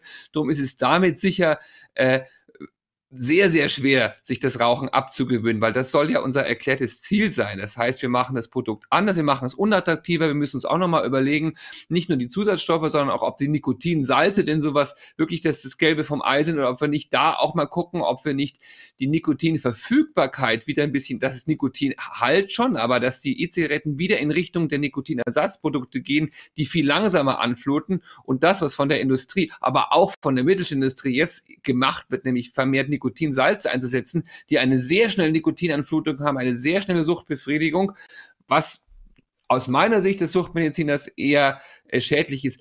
Das sollte man sich auch nochmal anschauen. Also die Attraktivität, sowohl was die Zusatzstoffe betrifft, da muss man sehr sicher sein, ein paar sollte es schon geben, finde ich, und das ist mit schweren Daten untermauern zu können. Aber was ich mit Daten untermauern kann, ist, dass die Suchtpotenz sich angeschaut werden und dass man wirklich angucken muss, wie viel Nikotin ist da drin und wie schnell ist es verfügbar. Vielen Dank, Herr Rüther. Ich hätte noch eine Frage. Wenn es keine weiteren Fragen aus dem Publikum gibt, würde ich gerne mal Frau... Ja, ich stelle meine trotzdem zuerst. Ich habe sie gerade. Aber Sie sind gleich dran, ich merke es mir. Frau Mons, ich würde einmal gerne fragen, weil Herr Dahlmann das immer wieder diese Frage gestellt hat, kann man aus epidemiologischer Sicht sagen, okay, jetzt wissen wir wirklich noch nicht wirklich genug über die Langzeitwirkung, aber vielleicht in 5 oder 10 Jahren können wir uns hinsetzen und dann wissen wir es. Gibt es ein Datum, gibt es einen Zeitraum, den Sie brauchen noch? Ja, also letztendlich ist ja in dem Bereich wissenschaftliche Forschung ist ja dann wie so ein Puzzle. Ja, also das setzt sich dann aus ganz vielen verschiedenen Datenquellen zusammen. Das war damals, als es um die Schädlichkeit von Zigaretten ging, ganz genauso. Da gab es dann eben experimentelle Studien mit Mäusen beispielsweise. Es gab in den 1950 sind im Prinzip die ersten großen epidemiologischen Studien veröffentlicht worden. 1950 3 große in diesem Jahr, die quasi auch die epidemiologische Methoden vorangebracht haben. Und dann hat sich eben so nach und nach dieses ganze Bild entwickelt. Und das war 1950, ich weiß gar nicht, 64 kam, glaube ich, der Terry Report raus, der dann erstmals eben gesagt hat, Zigaretten sind ein kausaler Risikofaktor für Lungenkrebs. Und dann ging das natürlich so über die Jahre weiter und selbst bis heute wissen wir ja noch nicht, ob wir alle Erkrankungen kennen, alle Folgen des Rauchens, weil es eben auch nicht so leicht ist, das letztendlich dann eben in Studien alles im Detail nachzuweisen, weil wir dann eben manchmal auch eben diese verschiedenen Fehlerquellen haben, die ich genannt habe. Das heißt, es wird sich auch bei den E-Zigaretten noch weiter hinziehen, bis wir wirklich definitiv auch sagen können, oder zumindest mit einer größeren Sicherheit, wie viel weniger schädlich E-Zigaretten sind als herkömmliche Zigaretten. Es wird, also was momentan noch so das große Problem ist, man kann natürlich immer sagen, ja, die gibt es ja schon seit 15 Jahren, aber sie sind eben lange Zeit nur sehr, sehr wenig verwendet worden. Das heißt, in repräsentativen Bevölkerungsstichproben waren das dann irgendwie vielleicht, wir wissen es ja, es sind 1-2%. Lange Zeit waren es eben weniger. Mittlerweile sind sie so verbreitet, dass wir bei einer Nutzung sind von vielleicht 2%. Und dafür bräuchte man immens große Stichproben, um das dann eben überhaupt valide untersuchen zu können, weil man sonst eben einfach eine viel zu geringe Fallzahl hat. Und die haben wir jetzt so nach und nach. Also es gibt in verschiedenen Ländern ja große Bevölkerungsstudien, wo man jetzt so nach und nach dann tatsächlich eben schauen kann und verschiedene Studien vielleicht poolen kann, um eben eine relevante Anzahl überhaupt zu haben an Nutzern, die man untersuchen kann. Und dann braucht man aber natürlich noch eine längere Beobachtungszeit.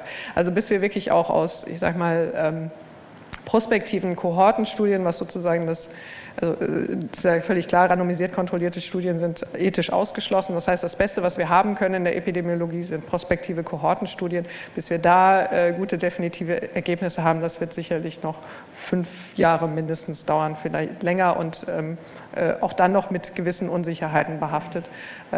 Also da braucht es noch eine Weile, leider. Vielen Dank.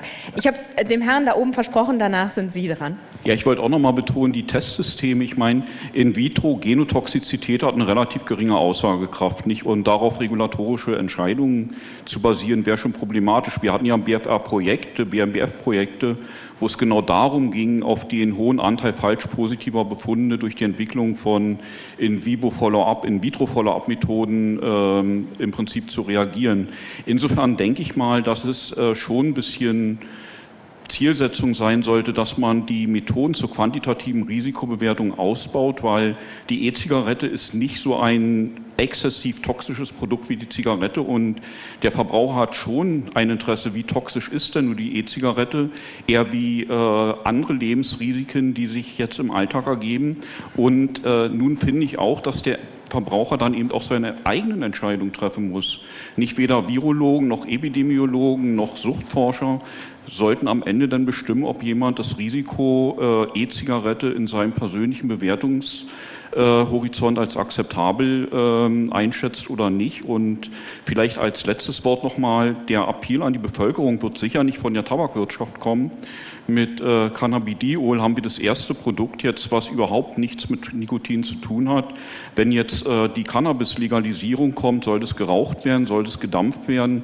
Also ich vermute mal, dass E-Zigaretten, auch nikotinfreie E-Zigaretten, sicher im Alltag bleiben werden und da sollte auch keine Rolle zurückgemacht werden. Und das war auch eine Entscheidung des europäischen Gesetzgebers. Und die Regulierung hat jetzt eigentlich nur die Möglichkeit, das mitzugestalten, die Innovation in die richtige Richtung zu lenken. Und da hoffe ich, dass eben auch eine Zusammenarbeit und Interaktion möglich ist. Vielen Dank. Vielen Dank. Herr Franzen wollte als Erster. Ich würde ganz gerne noch einen Punkt zu Frau Mons ergänzen. Sie hat es ja in dem Vortrag angedeutet, Asthma, COPD, eine Erkrankung, die über Jahre, Jahrzehnte sich ausprägt. Das heißt, das ist etwas, und Sie sagten das, und das wäre auch mein Punkt gewesen, nochmal zu verdeutlichen, ja, wir wissen, die E-Zigarette ist schon länger auf dem Markt, länger als wir jetzt gerade überblicken können hinsichtlich unserer epidemiologischen Fragestellungen, unserer Beobachtungs- und Kohortenstudien.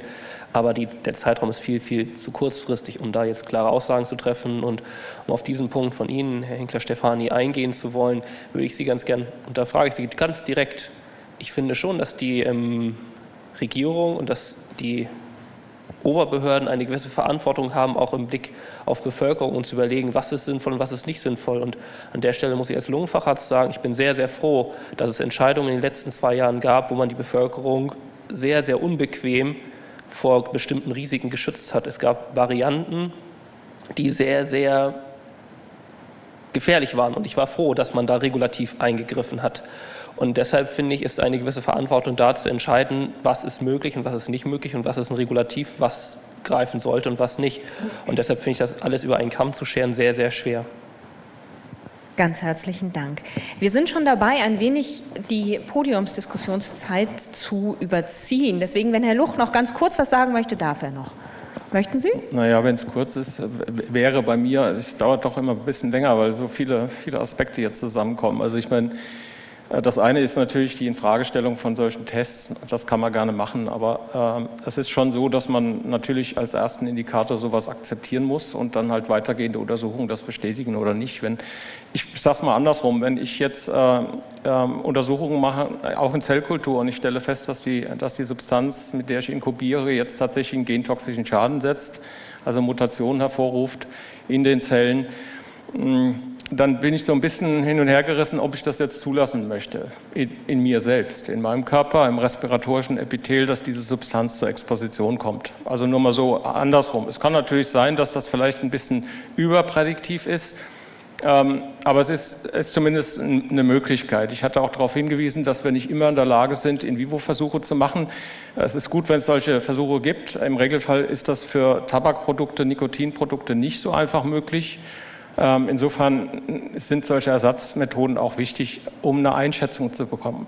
Andererseits, das, was eben gesagt worden ist, natürlich werden wir auch in die Verantwortung genommen. Ja, also, und die Frage ist, die sich uns jetzt stellt als BFA, wollen wir jetzt warten, bis die epidemiologischen Studien soweit sind, um dann irgendwann in 10 Jahren festzustellen, das war alles jetzt übertrieben, ne? Wir haben vielleicht das Ganze ein bisschen zu streng gesehen, oder aber es war vielleicht doch nicht untertrieben und wir haben es doch nicht irgendwie jetzt so gefühlsmäßig falsch eingeschätzt und es gibt jetzt auch irgendwie einen Anstieg an bestimmten Erkrankungen. Ich möchte das nicht vergleichen miteinander, aber es gibt schon einige Beispiele in der Historie, wo man solche Expositionen zunächst mal gar nicht als wichtig erachtet hat und dann festgestellt hat, dass mit einer Latenz von Jahren oder sogar Jahrzehnten dann tatsächlich bestimmte Erkrankungen häufiger waren, die dann zurückzuführen waren auf die Exposition. Das ist bei Tabakzigaretten genauso gewesen. Also ich meine, wer hätte dann in den Anfang des letzten Jahrhunderts daran gedacht, dass da Lungenkrebs entstehen könnte und dass das eine Folge ist von dem? Wer hätte daran gedacht, dass bei der Exposition gegenüber Asbestfasern Pleuromesoteliome entstehen nach 30 Jahren? Ich möchte den Teufel nicht an die Wand malen, aber es ist natürlich schon so, dass man dann im Nachgang, wenn sowas tatsächlich dann aufkommt, auch gefragt wird als Institut, hatten Sie denn keine Hinweise darauf, dass das irgendwie problematisch sein könnte? Ich meine, gibt es da jetzt keine Befunde, auf die Sie sich hätten berufen können, damit man das eben vermeiden hätte können, was da jetzt passiert ist? Und genau die Frage müssen wir uns natürlich selbst auch stellen. Insofern ist es schon so, dass wir regulieren jetzt nicht aus Spaß und Jux und Tollerei, das wollen wir gar nicht. Und wir sehen natürlich auch die Eigenverantwortung des Konsumenten und würden das auch unterstützen wollen. Aber auf der anderen Seite haben wir natürlich auch eine Verantwortung, dort, wo wir bestimmte Dinge erkennen, darauf hinzuweisen und das in die Diskussion zu geben. Und dann die Regulation selbst machen wir ja auch nicht, sondern wir machen Vorschläge dazu.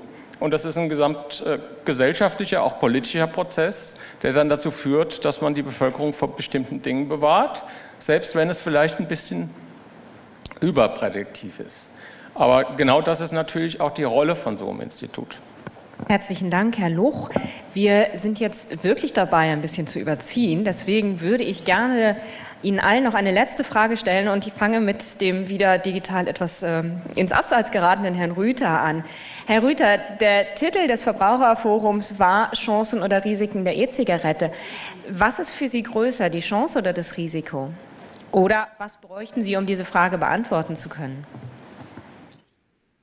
Das ist eine schwierige Frage. Es ist auf jeden Fall eine Chance, die mit Risiken behaftet ist. Wir dürfen nur das Thema Chancen nicht liegen lassen. Also ich würde sagen, E-Zigarette, Chancen und Risiken. Ich würde es einfach so lassen und wir müssen da weiter forschen und ich bin aber froh, dass jetzt eigentlich alle Institutionen auch gesehen haben, wir können die E-Zigarette nicht morgen verbieten, wir können sie nicht vom Markt nehmen, da gibt es sehr viele Argumente dafür, wir müssen das regulieren, wir haben jetzt wenig über den Jugendschutz gesprochen, aber auch, das sind alles Dinge, die wirklich Hirnschmalz brauchen. Es ist eben nicht so einfach und dafür sind solche Veranstaltungen gut. Und ich hoffe, dass das so differenziert, wie es diesmal besprochen wurde, auch der Politik gebracht wird und dass wir, wie ich es in meinem Vortrag gezeigt habe, diese Hardcore-Extreme ein bisschen aufweichen und wir wirklich weiter miteinander sprechen.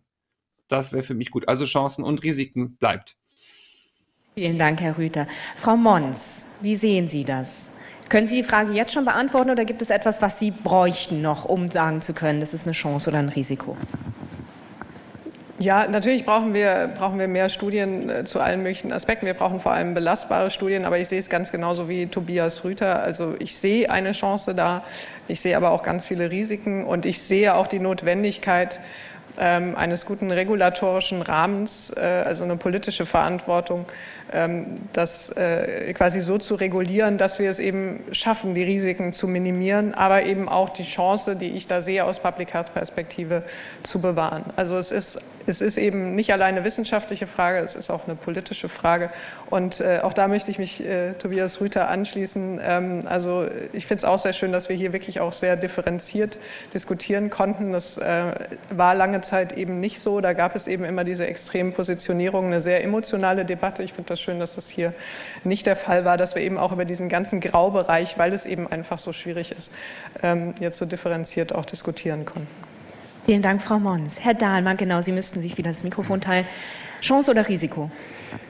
Große Chance zur Minderung der 130.000 Rauchertoten in Deutschland jedes Jahr. Große Chance, vom Tabak loszukommen für Raucher. Ein Risiko für Nichtraucher, die mit diesem Produkt nicht anfangen sollen und das auch nicht tun. Dafür müssen wir alle arbeiten, dass das nicht passiert. Nichtraucher sollen dieses Produkt nicht verwenden, ausschließlich Raucher und erst recht keine Kinder und Jugendliche. Chance für eine progressive Gesundheitspolitik, die erkennt, dass es eine neue Möglichkeit ist. Als Nichtraucher würde ich es auch dem Körper nicht hinzufügen, wie das BfR ausgeführt hat. Unnötige Belastung, unnötiges Risiko und insgesamt aber, ich beziehe mich nur auf die Raucher, eine große Chance. Das Produkt braucht weiterhin Innovation und hören wir auf, immer nur über das Aber zu sprechen, sondern über die Erkenntnisse, die wir haben und nutzen wir diese Chance. Vielen Dank, Herr Dahlmann. Herrn Luch überspringe ich jetzt erstmal. Sie haben nachher das letzte Wort, Frau Schaller. Ist es Ihrer Ansicht nach eine Chance oder ein Risiko oder brauchen Sie noch etwas, um das beantworten zu können? Also ich würde sagen, es ist eine Chance für die Wissenschaft, das weiter zu erforschen und mehr Informationen zu liefern, die wir brauchen. Es ist eine Chance für einen gewissen Teil der Raucher, der meines Erachtens eher klein ist. Das sind nämlich die in den Arztpraxen mit schweren Vorerkrankungen da sind und wo das dann vielleicht so die letzte Chance sein kann, wie es vorhin gesagt wurde, so um für die letzten Monate die Lebensqualität zu erhöhen. Es ist auch eine Chance für die mit anderen Mitteln nicht aufhören können oder wollen, die, wie Herr Rüther sagt, es einfach nicht schaffen. Es ist ein Risiko für den großen Teil der Bevölkerung, der nicht raucht. Das ist der wesentlich größere Teil. Wie groß das Risiko da ist, das sei dahingestellt und wie viele davon anfangen, vielleicht auch. Aber um dieses Risiko zu minimieren, brauchen wir eben, wie Frau Mons schon sagte, eine starke Regulierung, die es für die Raucher vielleicht nicht unattraktiver macht als Zigaretten, aber vor allem für alle, die es nicht verwenden sollen, also Nichtrauchende, Jugendliche, so unattraktiv macht wie möglich. Vielen Dank, Frau Schaller. Herr Franzen, Sie hatten jetzt am längsten Zeit, sich das zu überlegen. Ja, das macht es nicht besser.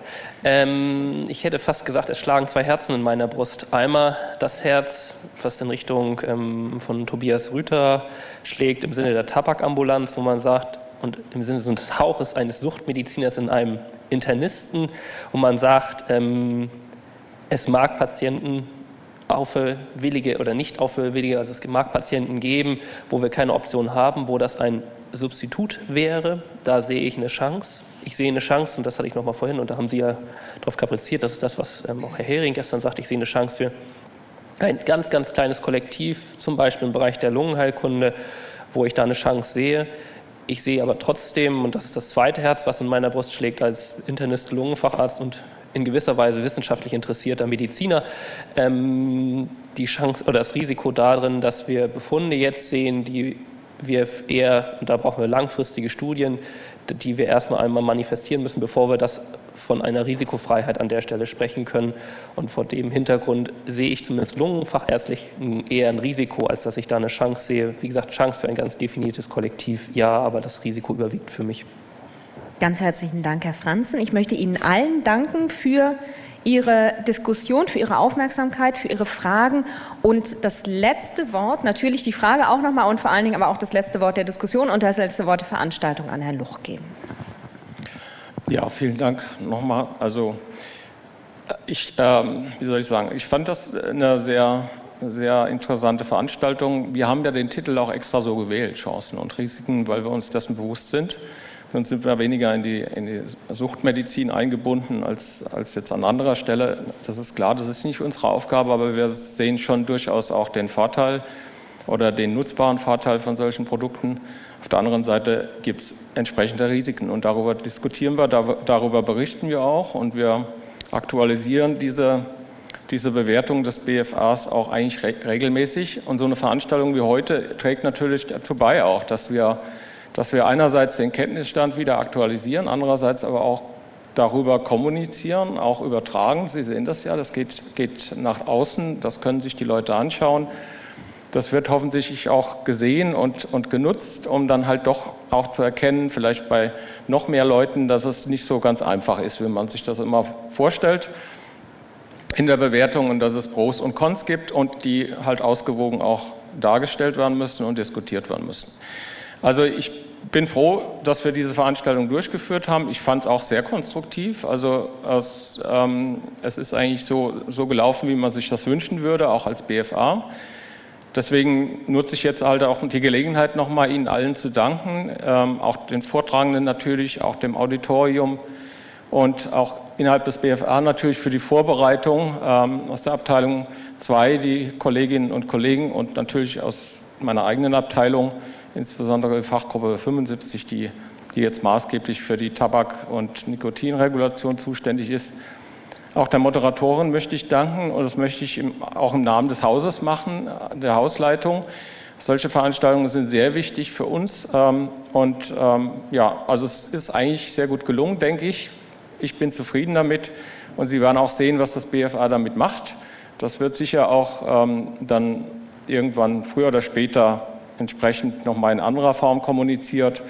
Und ich glaube, wir sind aber immer noch nicht am Ende der Diskussion. Also es ist auch eher ein Problemfeld, was kontinuierlich weiter bearbeitet werden muss und dafür sind wir auch da. Also nochmal herzlichen Dank an alle Beteiligten und für diese gelungene Veranstaltung und dann auf ein Wiedersehen oder Zusammenarbeit oder wie auch immer in der Zukunft. Danke.